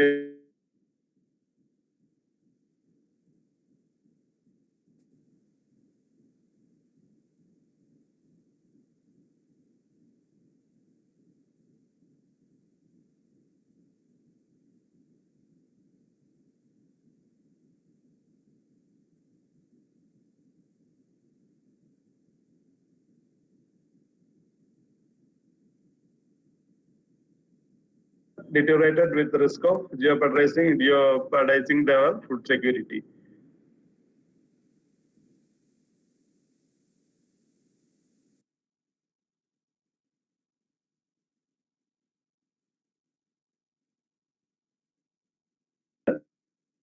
Hari district of Karnataka. Like that, we have enough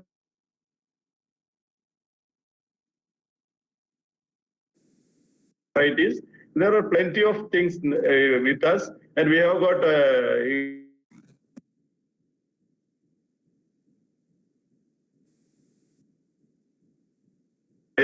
ice caps mountains. Even then, we have got still frost.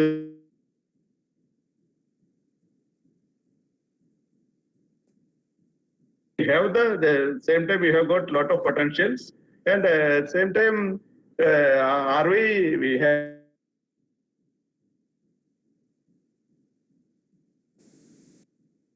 still long way to go. Actually, even this photograph in near Harvard, that one severe sheet erosion happened in the, even with one rain itself, a lot of materials are carried away.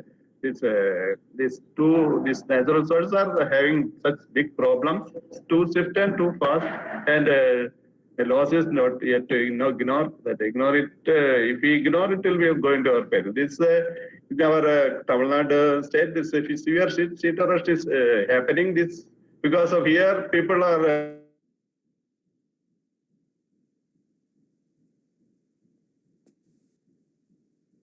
Kerala also. Now, fortunately, we are getting people coming from outside Kerala, from the especially from the northeast and eastern India. We are getting enough workers now. The case in everywhere, and this is the case of sheet or severe sheet and erosion happening in black soil areas. The soil type is not a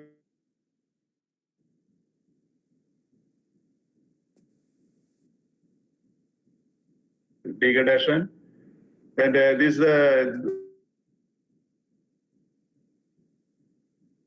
exposure of nodules, lime nodules coming after the severe rains and the degradation. These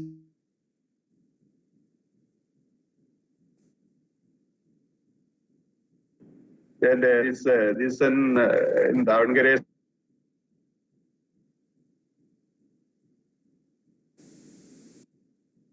happening on the surface, and these are all making the land vulnerable to further degradation. This is in Shivagangai district, in Cholapuram area, and this even lateral session is having happening there also, with making the land vulnerable to further degradation, and surface cover.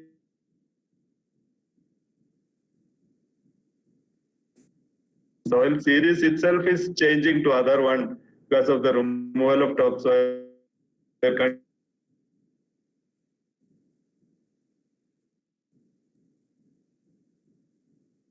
Portion of it. And this is what happened near our Bangalore itself, in Rajangonda area. You can see the height of the soil lost from there. It's a big gullies happened in here. And these are here in Bellary side also, cultivation is going to the steeper slopes, and people are doing cultivation there. Mostly they do groundnut cultivation on these steeper slopes. That's as a ritual, people will do sometimes cultivation. And these ravines are also coming in a big way, and these are all the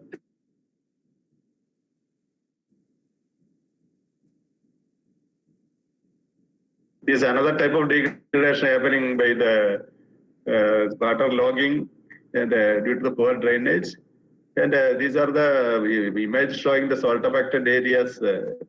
In this diagram that that landscape soil relationship what you got in Shivaganga area is after the removal from the, I think the soil is type is changing, and finally salt accumulation happening in the lower side of the, it all depends on the climate also. Is immediately after the harvest, the salt is coming to the surface. It's in the bottom.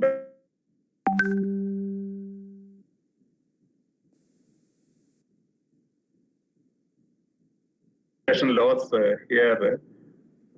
And this is another type of degradation, that's sodicity and high alkalinity and high sodicity is here.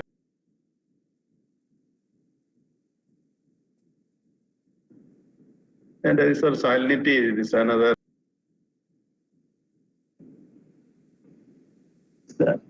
Sir, can I? And this is hello. Sir, is there a PowerPoint there? Sir, are you showing a PowerPoint, sir? We are. Huh?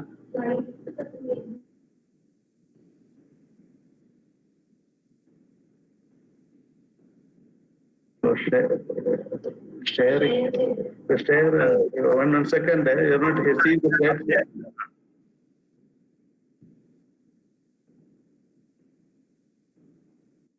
Huh? So,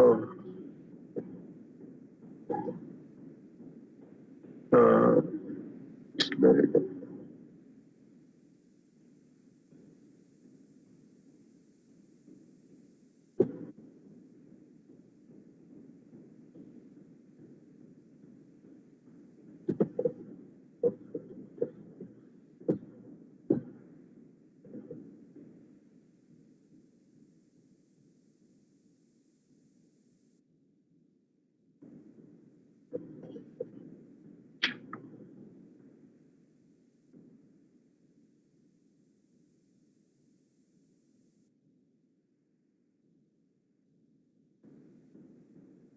Hello. You are not seeing the slide? No, Sorry. no, sir. No, sir. You are.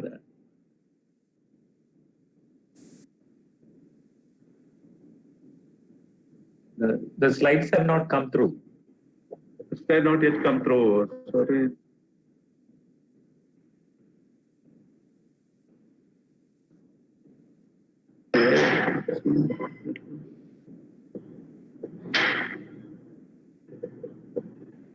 Share.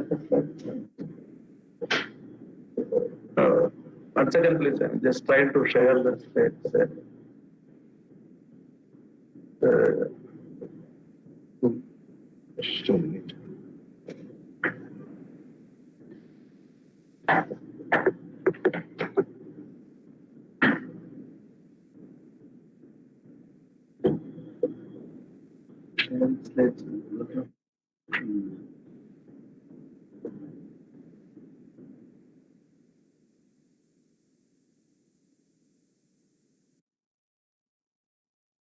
No, that's camera. That's not a speaker.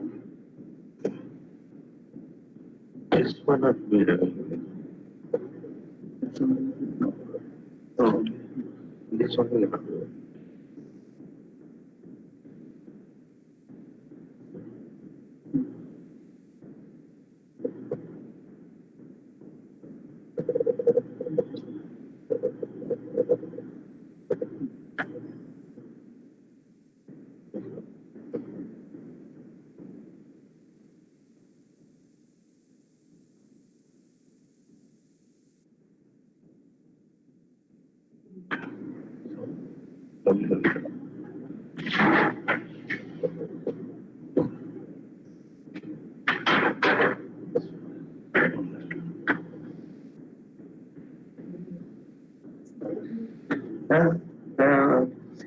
Now you tell me.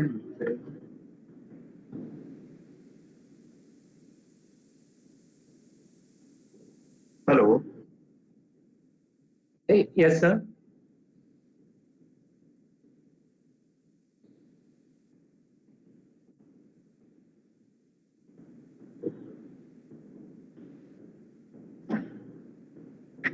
Sharing slides. Program is over ongoing. We are not seeing the slides. Without this. Huh?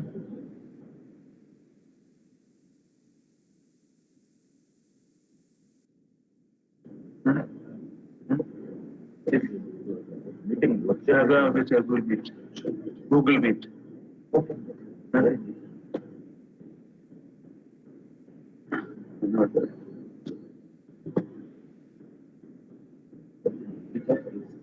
Huh?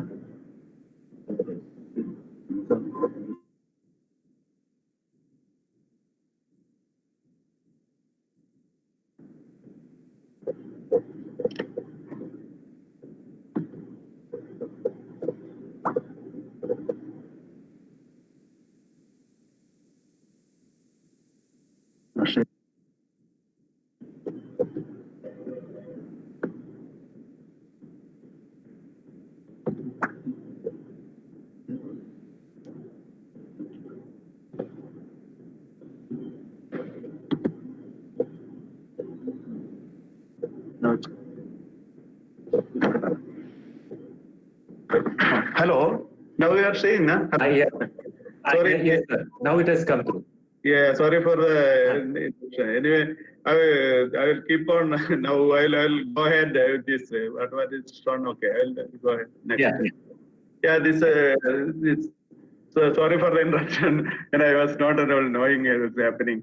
Actually, in Bellary also we have some desert type is forming because of the sand accumulation. It's happening, and they are actually barren and gently sloping lands near the Tirunelveli area. It's actually abandoned or rusted due to degradation, and there are fallow lands increased. The depletion of nutrients is happening widespread. There's sometimes, apart from all these things, there's a sometimes wrong choice of crops and faulty agriculture practices and imbalance use of fertilizers. That also is happening, and lack of proper appropriate cropping pattern also affect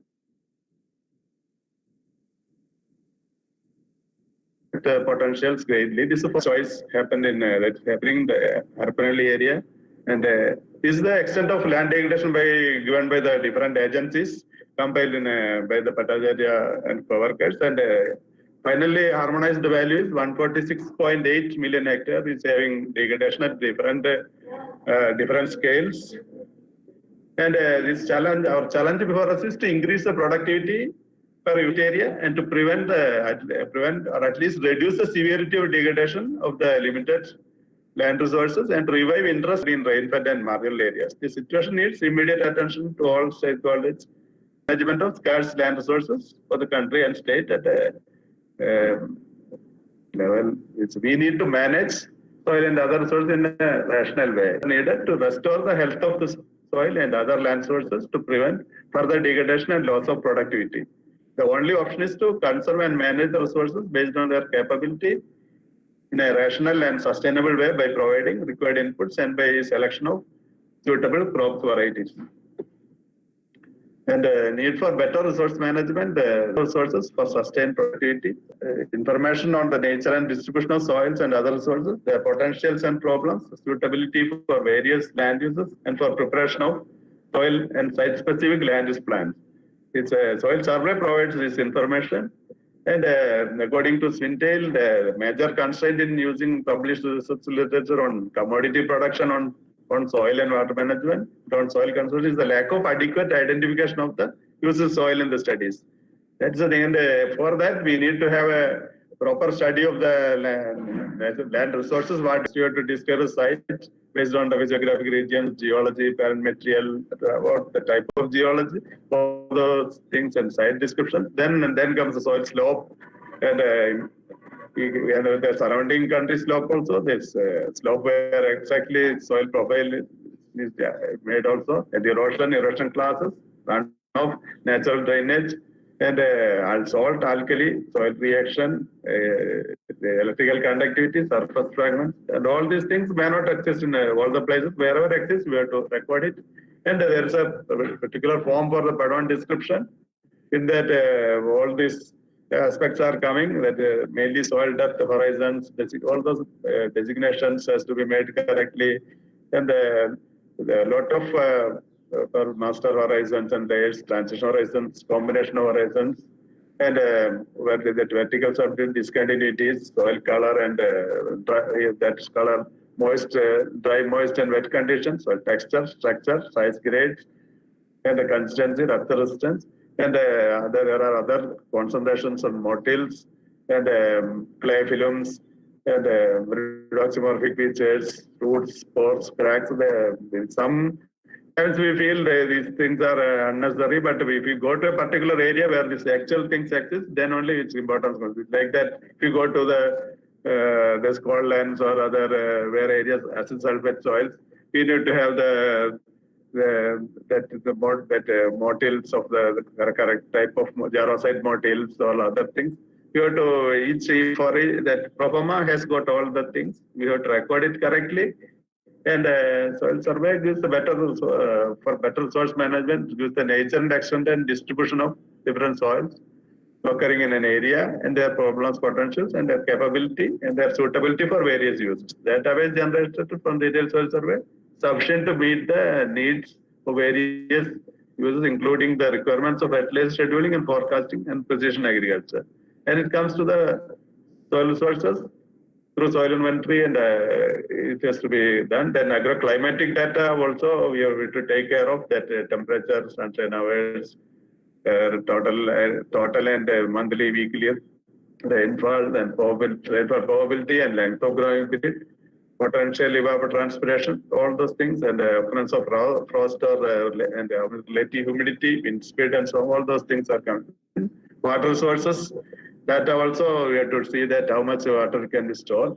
And if you take the soil genesis, it occurs in 2 stages, where the first stage is the weathering, that physical, chemical, biological weathering to, from there weathering product to soil form. There are soil form factors also, soil form process. In that, soil is a function of the climate, biota, that relief, parent material, and time. And it's biota mainly, that's main theme of this today's presentation. And so after that, organisms, the topography, the time and the climate, and it acts on the parent material to bring the soil above and below the parent material remains. And as already Madam has shown some of the things, and so the ideal soil should have 50% of the mineral matter and 25% of air and 25% of water. And out of the mineral matter is organic matter. 5% that is having humus, 80%, and 10% is shared by roots and organisms. And soil layer helps the spreading of roots, plant and root growth, and microbial activity, and water and nutrient absorption is helped by that. Is the typical form of the thing. Then in the soil layer and atmospheric air has slight difference in the carbon levels, and accordingly nitrogen levels also slight changes. And oxygen also slight increase in the soil, and carbon has increased the soil slightly less oxygen, and carbon has increased. It's 0.25%, atmosphere is on 0.03%. And other factors are here, soil root respiration, soil depth, water vapor, texture, and microbial activity.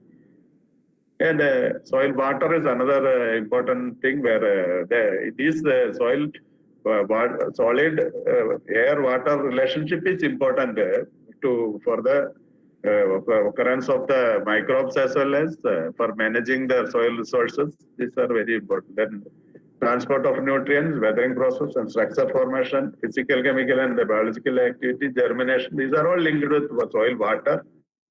And water have the functions of the soil functions of storage, fertilization, and transformation, and habitat for microorganisms.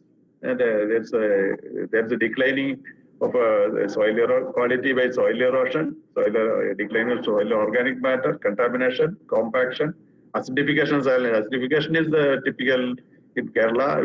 And almost 90 to 95% of the soils of Kerala are acidic, and acidic in surface also, in subsoil also. And declining of soil biological activities and nutrient depletion, these things happening. And soil survey, make the soil resource inventory and gathers information of soil layer, soil water, porosity, structure, color, all those things are then decide the soil biodiversity. And these are the driving agents for the nutrient cycling. They regulate the dynamics of soil organic matter, soil carbon sequestration, greenhouse gas emissions, and modifying soil physical structure and water against enhancing amount and efficiency of nutrient acquisition by the vegetation and enhancing plant health. And this microorganisms, there are different beneficial microorganisms which create symbiotic association with plant roots like Rhizobia, mycorrhizal fungi, Actomyces, subtropic bacteria, and many rhizotopic rhizosphere organisms also, and promote nutrient mineralization and availability, and produce like nitrification, nitrification, and P-solubilized sulfur oxidizing bacteria and all. Then produce plant growth hormones. Then some other antagonists that biocontrol agents. They're actually in Kerala Agriculture University also, we are very happy to make 2 biocontrol labs that time when I was in horticulture mission. We could give that Vellayani also, we have 1 biocontrol lab that I hope it is running perfectly there. And the other one is in Pambadampara. And that period of time, actually 11 crores have been spent in a span of 20 months to establish all these facilities and training programs.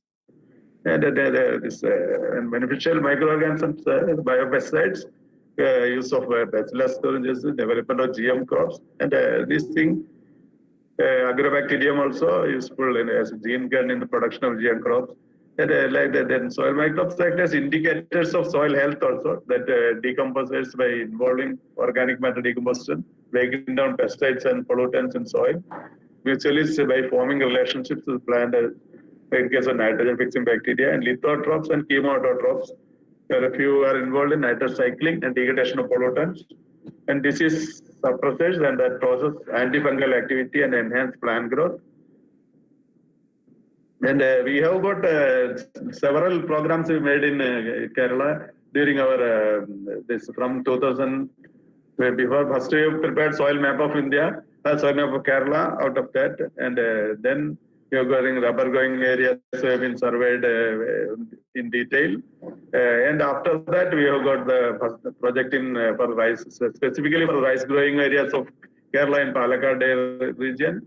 Next we have taken up the agroecology of Kerala. After that soil fertility and nutrition management project. Then specifically for rubber growing areas for making the nutrition plan, and for other areas we made SFNM program. Then at present we have just recently completed another program for the coconut for the making the this enhancing the economic viability of the coconut growing in Kerala. That these are some flagship projects, and on this I'll give a few brief introduction of the agroecology projects we have recently completed during the 2011. That in that, if you take any program to take up, you have to know about the agroecological setting of the area, and we have the 5 major regions: coastal regions, midland lattice, foothills, high hills, and Palakkad plains. And these are the regions of that. It's upper portion we have mostly forested and other high hill areas, and foothill areas that we have mostly plantations, and midlands also more of plantations, and coastal areas mostly by the paddy and other these things. And the Palakkad plain also will be having the high intensity rice cultivation. And if you have 23 agroecological units identified in that, and all these units are classified based on the climate and all other resources, and we have the all major types of as our vice chancellor was mentioning about, we are having 8 soil orders out of 12, and we have may not be 8 soil orders, but we have different types of soils available in there. And now we have done the fertility of the soils of Kerala. And if you take even for microbial thing also, soil reaction is the most important characteristic which decide which microbial population to be there, or which crop to be grown, or a lot of things are decided by the soil reaction. We have we have the types of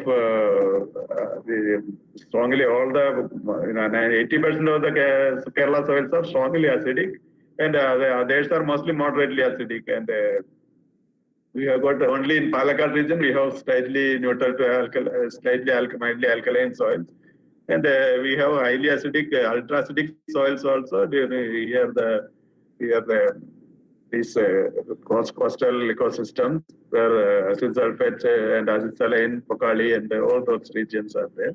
And if it comes to the nitrogen, except some areas in Kasaragod and some near Alapura area, all other areas are having this medium in nitrogen, and some areas in Palakkad, Agli, and coastal belts, nitrogen is low.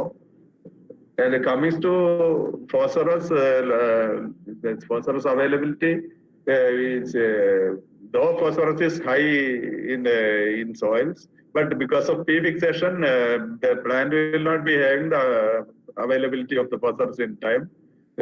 But because of the high phosphorus content, P can be skipped in once in 5 years also, depending on the soil test based phosphorus. Is clay and iron is fixing phosphorus. And next is potassium. If you take the entire area, it's having the very high, very low levels of K, and medium to low levels. High is having only few regions, but entire area is having, entire Kerala is having deficiency of K. And other one is calcium also. We have a lot of deficiencies of calcium throughout Kerala. And magnesium, if you take entire area is magnesium deficiency, except in Palakkad belt and near Pathanamthitta area, and entire area is having this magnesium deficiencies. Some areas you have sulfur deficiency also reported. Similarly, boron and zinc also, boron deficiency, entire around 60% of the soils are having boron deficiencies. And if we have to identify these things, we can have a type of classification for making the soil, like fertility capability classification. It gives more stress the surface soil properties, as it decides 60% of the crop yield is decided by the surface soil properties. Having the surface soil as well as subsoil is taken care of here, and four major classes for that, and strata class also. Accordingly, this sandy, loamy, clay, and organic type. That four types of class are for surface classes. Subclasses, subsurface classes will have sandy, loamy, clay, as well as rocky or wetted substratum. And there are modifiers which are actually occurring there, and making this sort of classification is after the soil survey is over, we can make a better interpretation of the survey to know the how the land quality is better, microbial and biological characters are better or not. It can be decided by this property. And another one important aspect is the soil acidification. The acid soil infertility is a major limitation to crop production in highly weathered and leached soils of the tropics. And in Kerala, if you take beyond that Karuvanur River, south of Karuvanur River is a very high high acidity also, very low base saturation also. It comes to the if you go to the northern Kerala, it's slightly better in case of base saturation, and its problems of acidity aggravated to extreme levels in soil. And if for that we have to do the control of the subsoil acidity using the gypsum can be utilized to some extent, and sometimes there's ammonia, urea, and phosphates also added to the acidity. And it's liming. It's a price. It's not a practice now. It's universities has enforced the liming as a practice. And strong and extreme soil acidity seriously impairs plant availability of nutrients and microbial process responsible for organic matter decomposition, nitrogen mineralization, and fixation. All these things are again decided by the acidity, which said which type of microflora should be available in the soil. Apart from that, aluminum, iron also decides the root growth also. Below 5.5 pH. This it affects the plant root growth, and bacteria-based biofertilizers also will become ineffective in strongly acid subsoils. And most plant nutrients are available at a pH of 6 to 7.5, and that pH is not available for Kerala soils. And soil has to be made to that level by liming and all. And Acid soils are stressed environment for microorganisms, and beneficial species normally absent below, if pH is below 4.5. That time mostly pathogenic fungi exist that time. And these problems are linked to biodiversity, erosion, salinity, alkalinity, waterlogging, poor drainage, structural changes. All these acidity, nutrient availability, all are linked to the soil biodiversity and changes in the rhizosphere, a loss in organic matter, soil flora, fauna, and nutrient cycling. And we need to manage our resources to keep our soils alive. This maintenance of soil biodiversity is essential to both the environment and to the agriculture industries. And for enhancing the soil biodiversity, comes the microfauna, macrofauna, soil engineers, earthworms and termites, mesofauna for the microarthropods, just mites and springtails, microfauna, nematodes and protozoans, and microflora, that's like bacteria and fungi.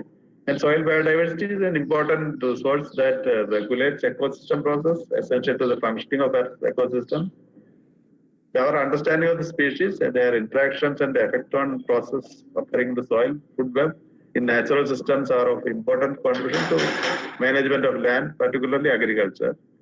And the soil diversity is critical influence on agriculture through structure, soil structure, and soil water movement, and nutrient availability and suppression of pests and diseases.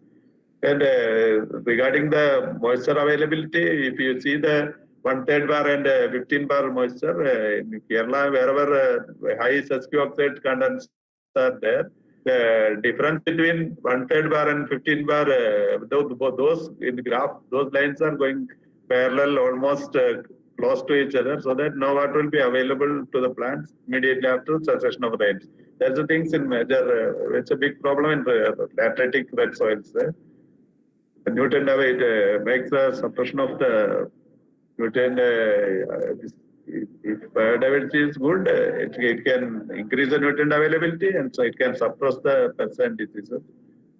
And the link between land resource and soil biodiversity and the land changes considers one of the major drivers of biodiversity and loss on a global scale. And soil deliver ecosystem services that enable life on Earth. All these provision of food, fiber, and fuel, and nutrient cycling, habitat for organisms, and flood regulation, source of pharmaceuticals. A lot of things are involved by the land and soil biodiversity.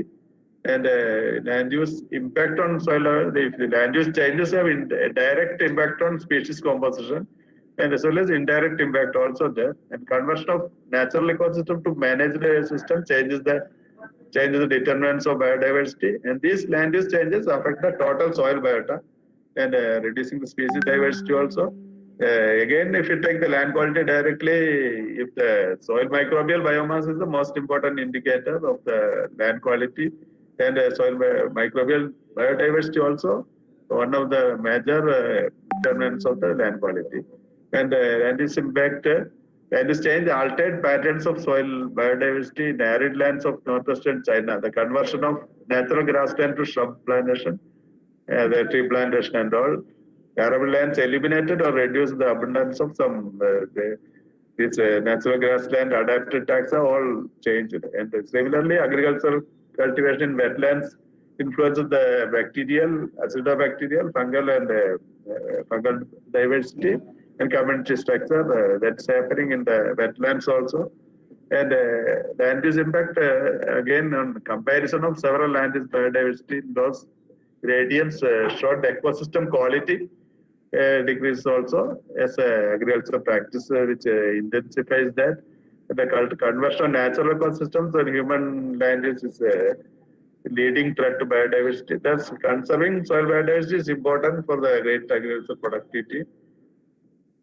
And maintaining soil biodiversity, natural non-agricultural ecosystems, and less manufactured inputs.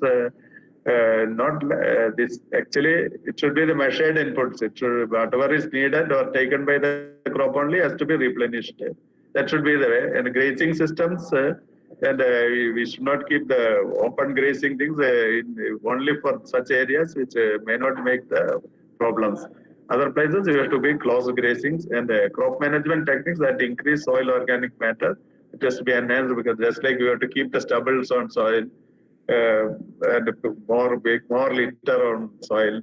Like this, then application of organic matter to the soil, such as crop stubble, supports greater population of surface feeding creatures, including earthworms.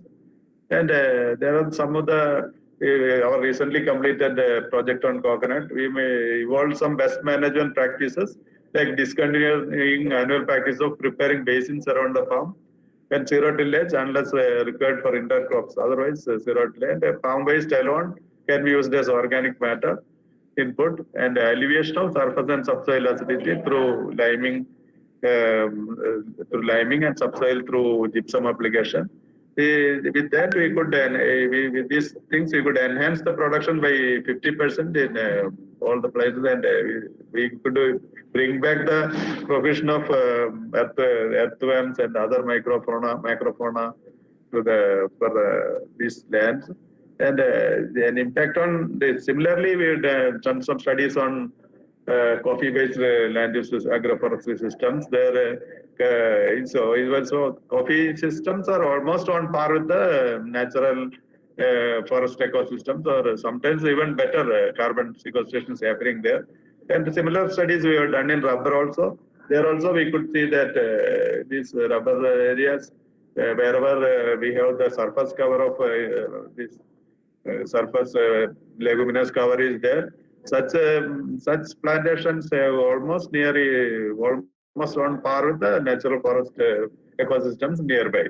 That's why going for monocrops or plantations also will not hamper the biodiversity or other things. Only thing you have to take proper care of the ground cover as well as canopy cover.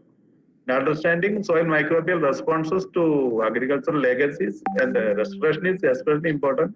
So these groups can have major impacts on plant diversity and productivity as well as restoration success. And how to restore the soils for that production system that enhance soil health, break disease cycles, and use water more efficiently. You should not you're not allowed more dry also. It's not allowed to waterlog also.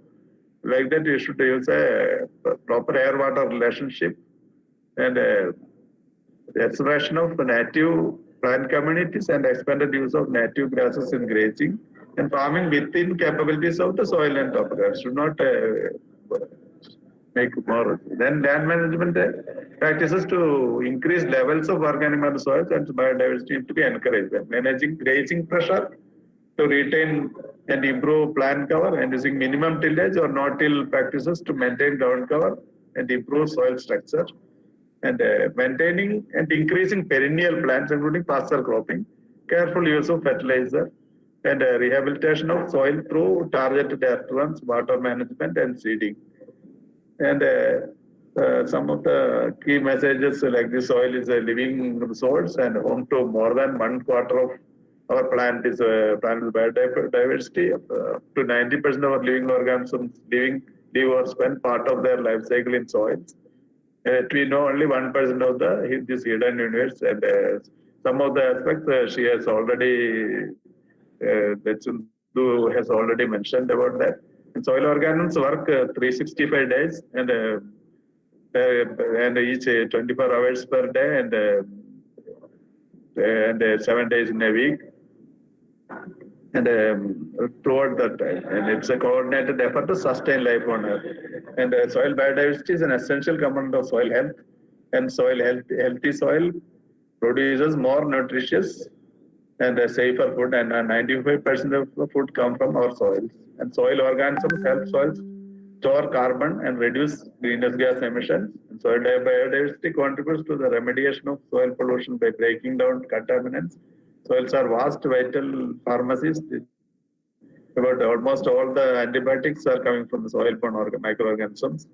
And sustainable use of biodiversity is the key in reinventing agricultural systems to become more resource efficient, resilient, and adaptive. Better understanding of the essential roles of soil organisms in mediating soil-based ecosystem services is central to get biodiversity-friendly agricultural intensification pathways.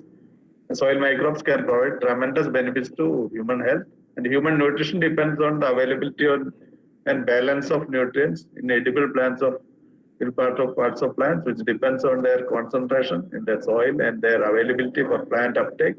Those nutrients which are linked to below ground interaction. In addition, soil biodiversity is important for food safety, where microbes play an important role on decontamination and remediation and contaminant buffering, contributing to reduce contamination of foods by different soil pollutants.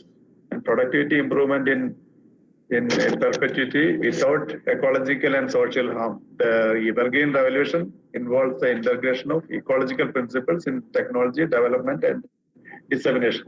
This evergreen revolution has to come to make to enhance the productivity, to make the increasing population, to make that earlier green revolution happened because through the improved varieties and other inputs and high yielding varieties and all. Now this next evergreen revolution should be catered through the soil-borne microorganisms. Many of them are yet to explore in a better way. And Dr. Swaminathan also considered and advocated for need for an evergreen revolution, green revolution in India. And this present pandemic also happened to a results of a microbe. That's why the indication that even microbes also play a big role in the coming. Even though this is alarming way it has come, and it was not at all improving, but the other type of microbes also can make a big impact like this, and we can hope for that.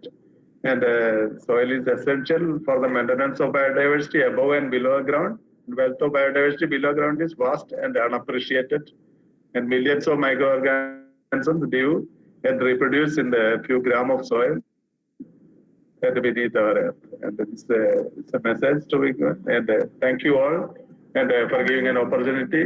And sorry for the interruption what happened in between. And thank you one and all for the patient hearing of my lecture. Thank you. Thank you, sir, for your highly informative talk and presentation. Now we have the soil health card distribution.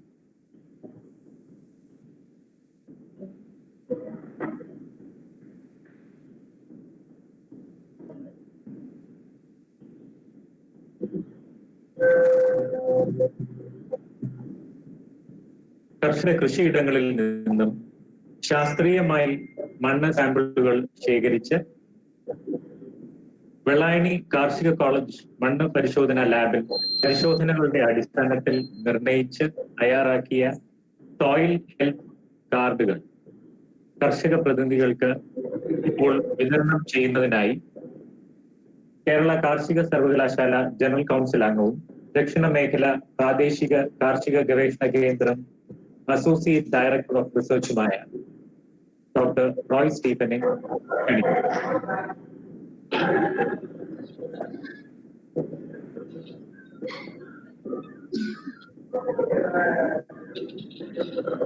ആദ്യമായി card നൽകുന്നതിന് Shri Jyothi G Anad Nedumangad.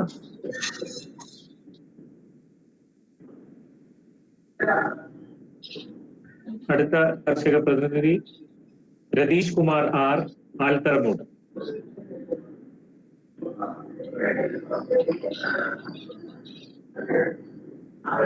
അടുത്തത് ഇറ്റിലാൽ D R ആര്യനാണ്.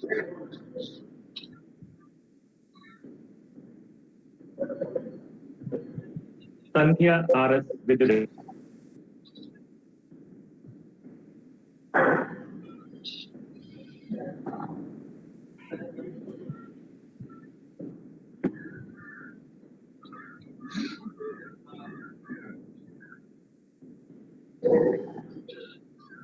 Shri Anilkumar T Kanjiramkulam.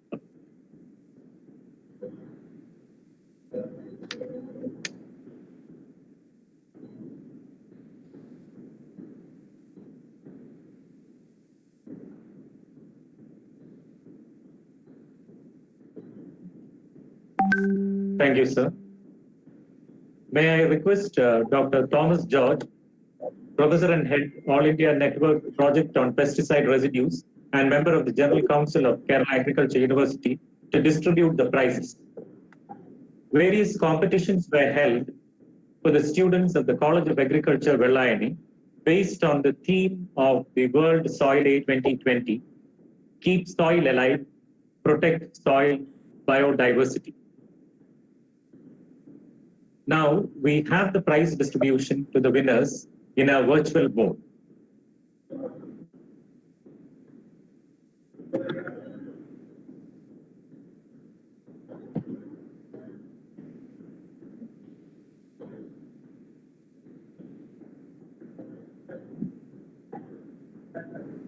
First, we have the winners of the essay competition for the UG students of BSc AG and IBC.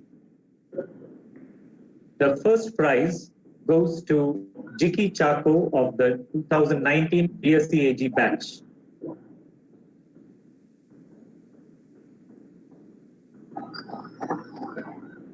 The second prize is shared by two students, Nancy G. Martin of 2017 BSc AG batch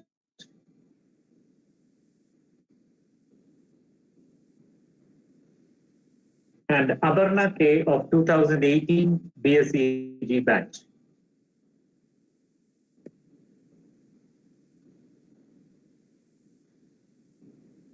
The third prize is in this category is also shared by two students, Adira Thomas of the 2019 BSc AG batch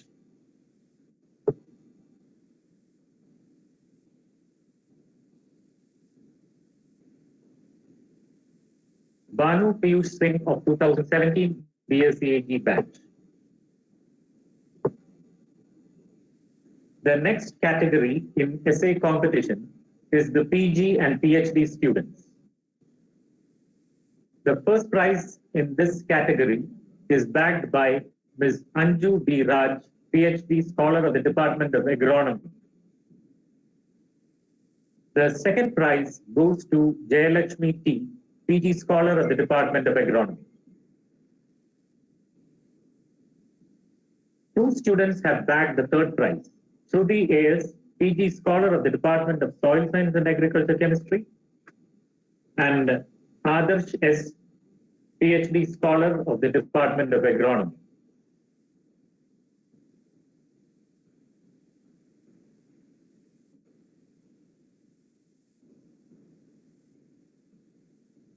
Next, we have the winners of the poster making competition. The first prize goes to Sayantini Nath of 2018 BSc AG batch. The second prize is bagged by Aliyah A of 2019 BSc AG batch.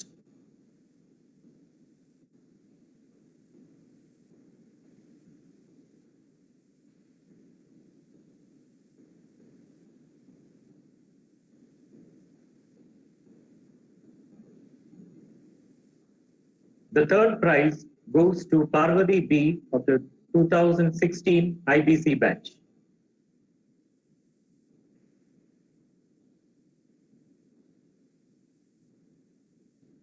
Now, we have the winner of the folk song competition.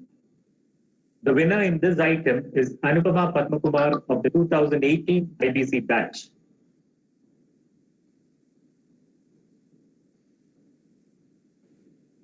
Let us now hear the folk song rendered by Ms. Anupama Padmakumar.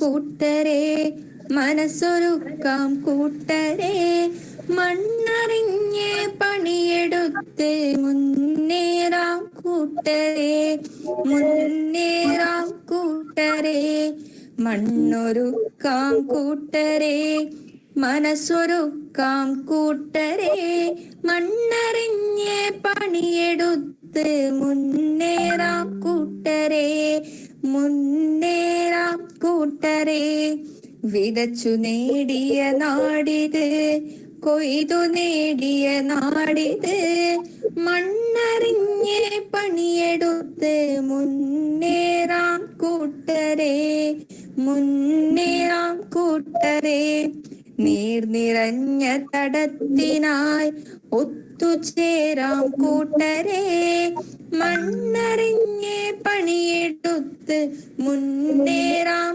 കൂട്ടരെ തണലു തീർക്കാൻ കുട നിവർത്തി മരങ്ങൾ നിൽക്കും മണ്ണിത് മണ്ണറിഞ്ഞ് പണിയെടുത്ത് മുന്നേറാം കൂട്ടരെ മുന്നേറാം കൂട്ടരെ കരുത്താകൂ മണ്ണിന് കാവലാകൂ മണ്ണിന് മണ്ണറിഞ്ഞ് പണിയെടുത്ത് മുന്നേറാം കൂട്ടരെ പൊന്നു വിളയും മണ്ണിത് പൊന്നുപോലെ കാക്കണം മണ്ണറിഞ്ഞ് പണിയെടുത്ത് മുന്നേറാം കൂട്ടരെ കാലം കാക്കും സ്വപ്നമെല്ലാം സഫലമാക്കാം കൂട്ടരെ മണ്ണറിഞ്ഞ് പണിയെടുത്ത് മുന്നേറാം കൂട്ടരെ മുന്നേറാം കൂട്ടരെ.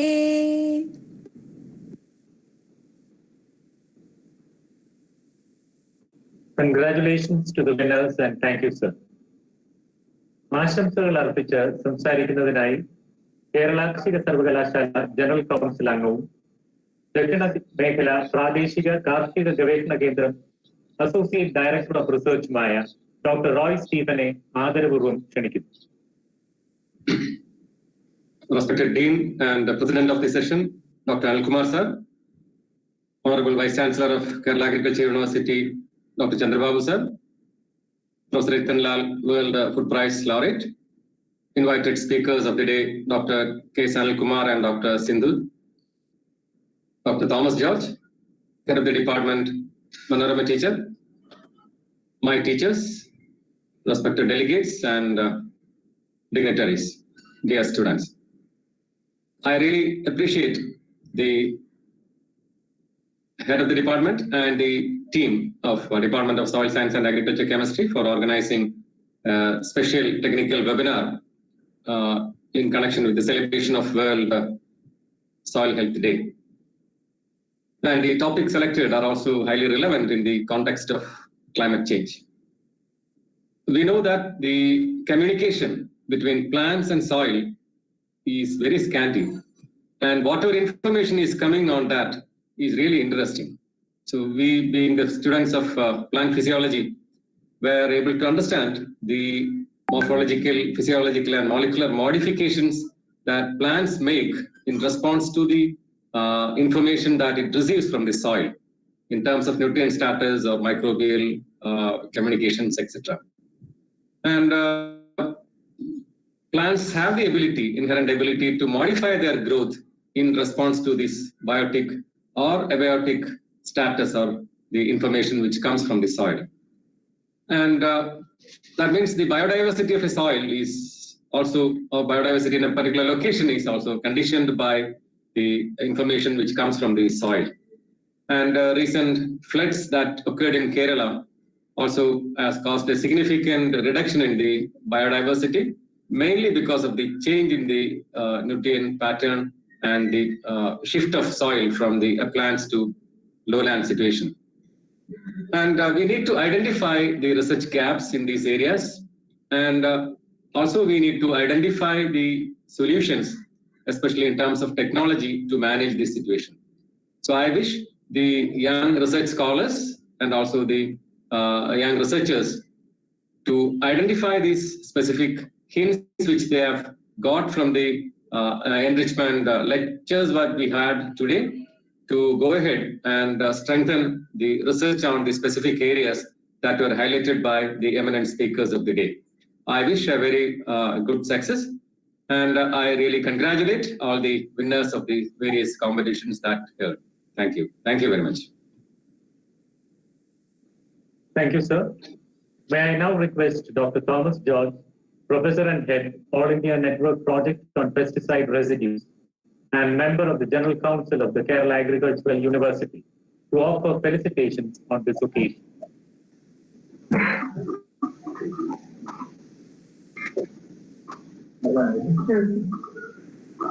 Respected Dean, the President of the function, Honorable Vice Chancellor of Kerala University, Dr. Chandrababu, other dignitaries executing the function, senior professors, colleagues, and my dear students. Considering the importance of soil in sustaining the environment, World Soil Day is being celebrated on December 15 every year. As part of the celebrations, the Soil Science Department of the Kerala University College of Vellayani has arranged a camp to create awareness in the general public on the importance of soil and its biodiversity conservation. Therefore, I congratulate the organizers for nicely arranging this program. With participation from eminent speakers from all over the world. Soil, as many of us know, it is the costliest natural material. Many times, we do not value the background behind its formation and also its importance. Soil which we see today, which we are cultivating, used for cultivation, is formed over a long period of several years by the action of several agencies. And 1 gram of soil is considered to be more costly than 1 gram of gold. And if you see any religious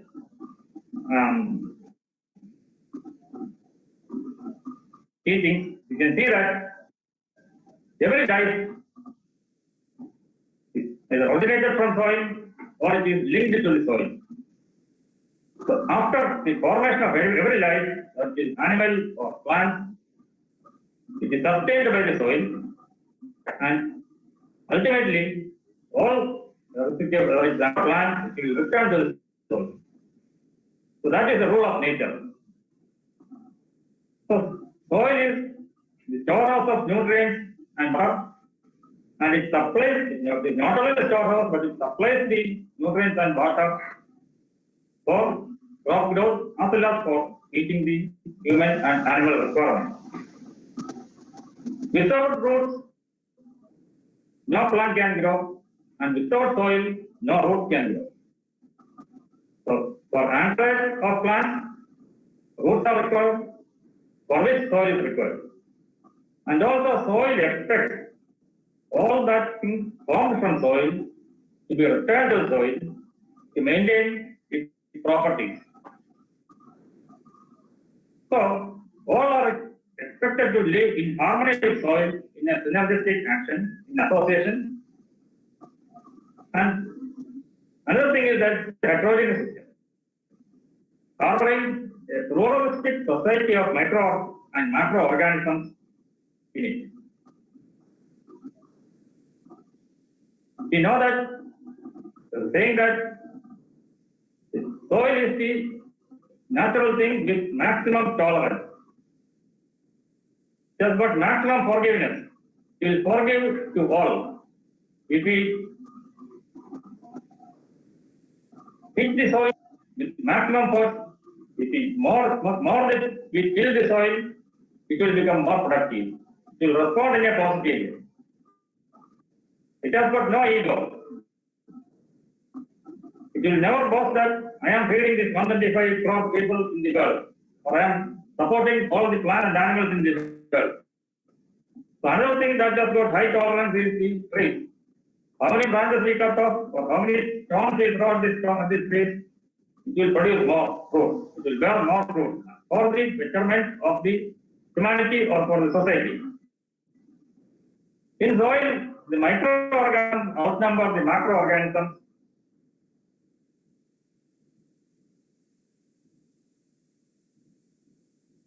And biodiversity.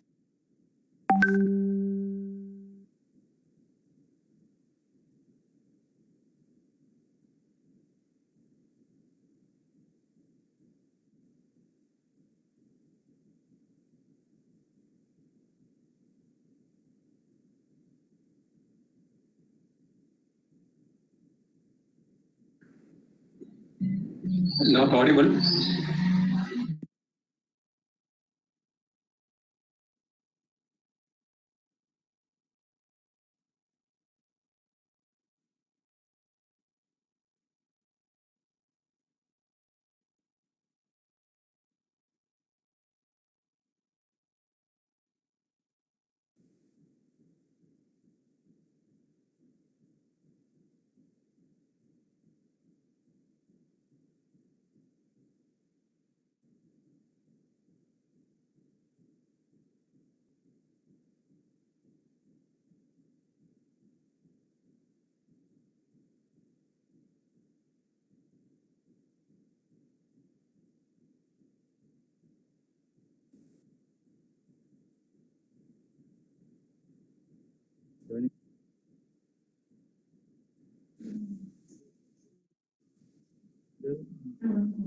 Hello.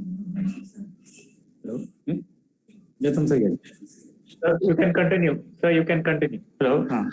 Sorry for the interruption.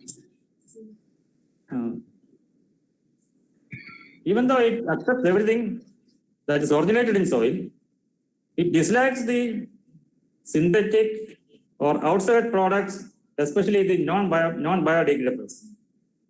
So the soil available for cultivation has to be conserved, and only through soil water conservation and water availability is possible.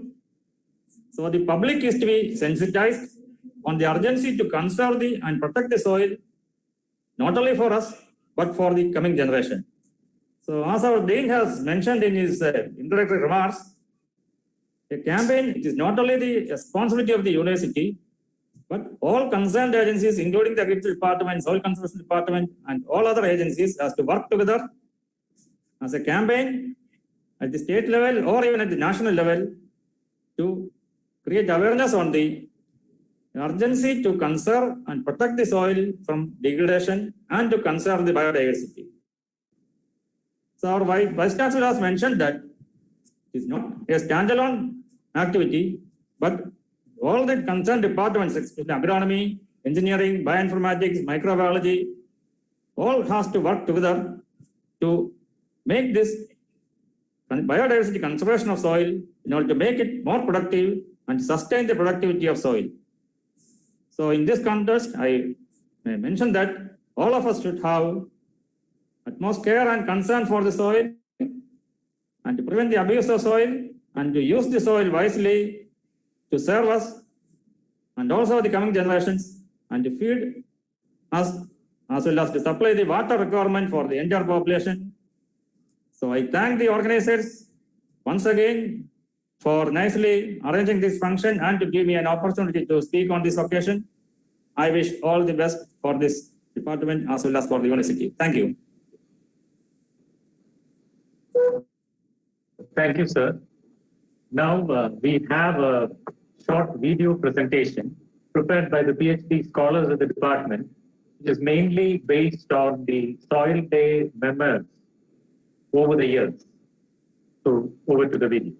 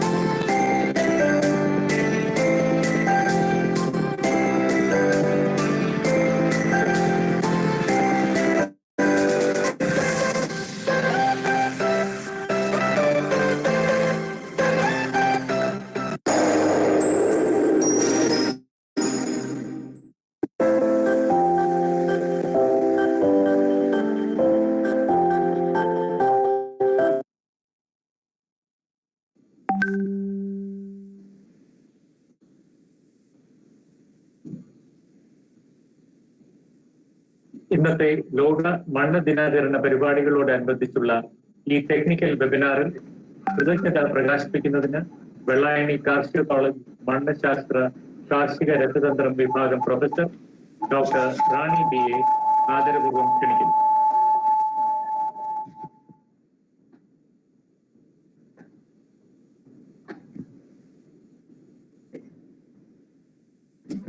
Respected President of the Function and Dean, College of Agriculture, Vellayani, Dr. Anil Kumar Sir.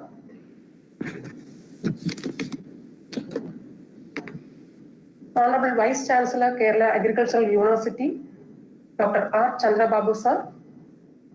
Dr. Ratan Lal, World Food Prize 2020 Laureate and Distinguished University Professor of Soil Science, the Ohio State University, USA. Esteemed guest speakers, Dr. Anil Kumar K.S. and Dr. Sindhu Jagadamma, other dignitaries, farmers, teachers, students, and staff.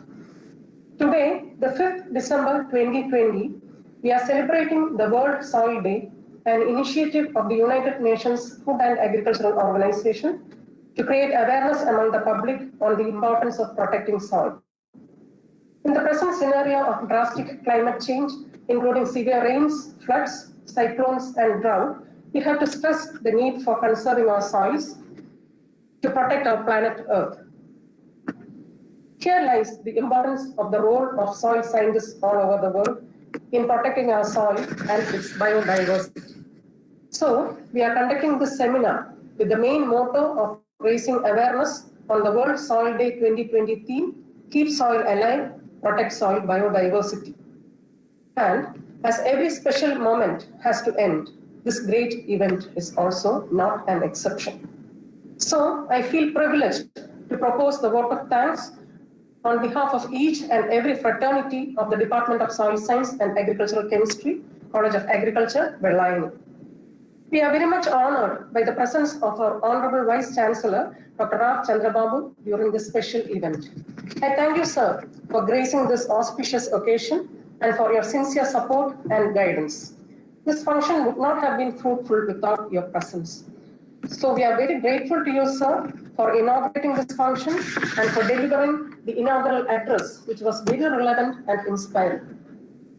I also thank you, sir, for releasing the booklet on the webinar series conducted by the Department of Soil Science and Agricultural Chemistry, College of Agriculture, Vellayani. I sincerely thank Dr. A. Anil Kumar, the president of this function and Dean College of Agriculture, Vellayani, for his constant guidance and continuous support extended throughout the conduct of this event. I also thank you, sir, for delivering the presidential address. We are extremely honored to have Dr. Ratan Lal, World Food Prize 2020 laureate and distinguished University Professor of Soil Science, the Ohio State University, USA, as our chief guest.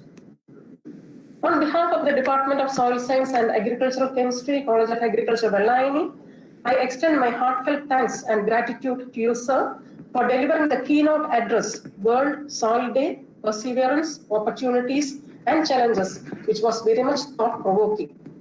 Thank you, sir, for sparing your valuable time for us and for elevating this event to an international dimension. I also sincerely thank our distinguished guest speakers, Dr. Anil Kumar KS, Principal Scientist, National Bureau of Soil Survey and Land Use Planning Regional Center, Bangalore, for making an excellent presentation on the topic Natural Resource Management to keep soil alive and protect soil biodiversity. And also to Dr. Sindhu Jagadamba, Assistant Professor, Biosystems Engineering and Soil Science Department, the University of Tennessee, USA, for delivering a highly informative lecture on a revisit to life beneath our feet on world soil. Now, let me thank Dr. Roy Stephen, Associate Director of Research, RARS Southern Zone, Vellayani, for his felicitation during this occasion and for distributing the soil health cards to the farmers. And also to Dr. Thomas George, Professor and Head, AANP on Pesticide Residues, College of Agriculture, Vellayani, and General Council Member, Kerala Agricultural University, for his felicitation and for distributing the prizes to the various winners of different competitions held on this occasion. Now, I would like to thank Dr. Manorama Tambati, Professor and Head, Department of Soil Science and Agricultural Chemistry, College of Agriculture, Vellayani, for her constant guidance and for playing a lead role in making this event a memorable one. We are very much grateful to the AANP on Pesticide Residues, College of Agriculture, Vellayani, for providing us all technical support for conducting this seminar online. I also thank the Office of the Dean, College of Agriculture, Vellayani, for the help rendered for the smooth conduct of this function. My sincere thanks to all the farmer friends who are the backbone of agriculture for being here to grace this occasion. And we have been fortunate enough to be supported by a team of very motivated and dedicated fraternity. I appreciate the hard work put forward by all the faculty, students, and staff of the Department of Soil Science and Agricultural Chemistry, College of Agriculture, Vellayani, and to other faculty members of Kerala Agricultural University who worked behind the scene to execute this event and make this World Soil Day 2020 celebrations a grand success. Once again, I thank all the dignitaries and other participants for being with us throughout this function and for making this event a great success. Thank you.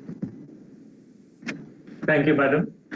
So with that, we come to the end of the technical webinar organized to commemorate the World Soil Day 2020.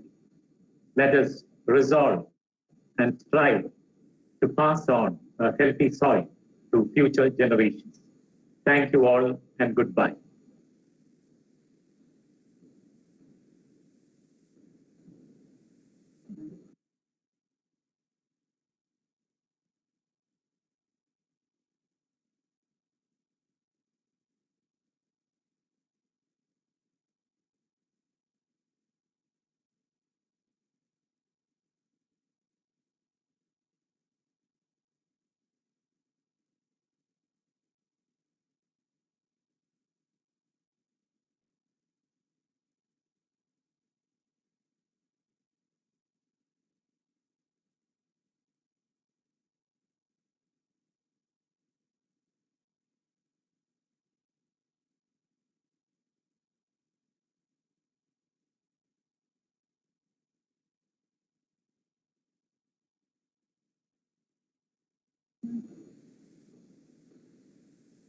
റഫീഖർ ഉണ്ടോ?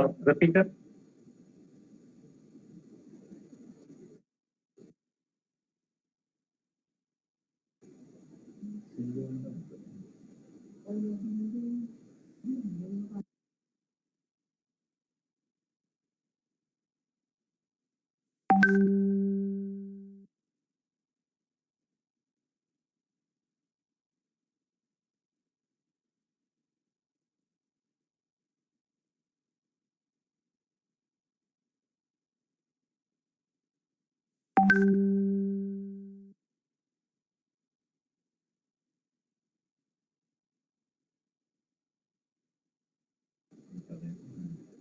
Anil sir? Anil sir?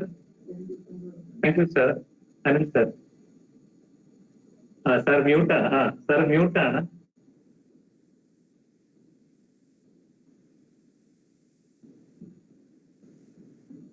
Unmute ചെയ്യ് സാറേ.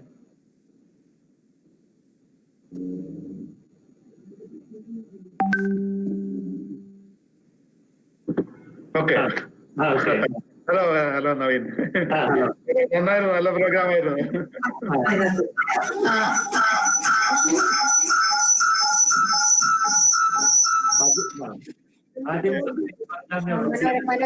ഞാൻ close ചെയ്തോട്ടെ. ചെറിയൊരു issue ഉണ്ടായതുകൊണ്ട്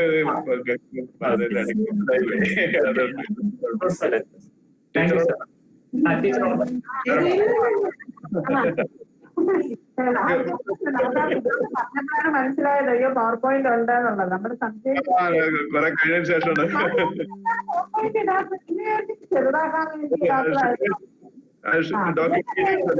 അയച്ചുതരാം. അല്ല അത് കിട്ടിയിട്ടില്ല, ഷെയർ ചെയ്ത് കിട്ടിയിട്ടില്ല. ഷെയർ ചെയ്ത കിട്ടിയിട്ടുണ്ടല്ലോ അല്ലെ പ്രശ്നം? അതാണ് പറ്റിയത്. അല്ലല്ല അല്ല ഇപ്പൊ കിട്ടിയിട്ടുണ്ടോ? ഇല്ലെങ്കിൽ ഞാൻ മെയിൽ ഒന്ന് മെയിൽ ചെയ്തേക്കൊള്ളാം. തരാം. ശരി, താങ്ക് യു സർ. അടുത്താഴ്ച കാണാം. അവിടെ കളക്ഷൻ സർട്ടിഫിക്കറ്റ് കാണാം. നമ്മളിനി കാണുന്നില്ല കുറെ ദിവസത്തേക്ക്, 2 ആഴ്ചത്തേക്ക്. പോയിട്ട് ക്ലോസ് ചെയ്യട്ടെ. ക്ലോസ് ചെയ്തോ? അതെ, ടീച്ചറൊക്കെ എപ്പോഴും അല്ലേ?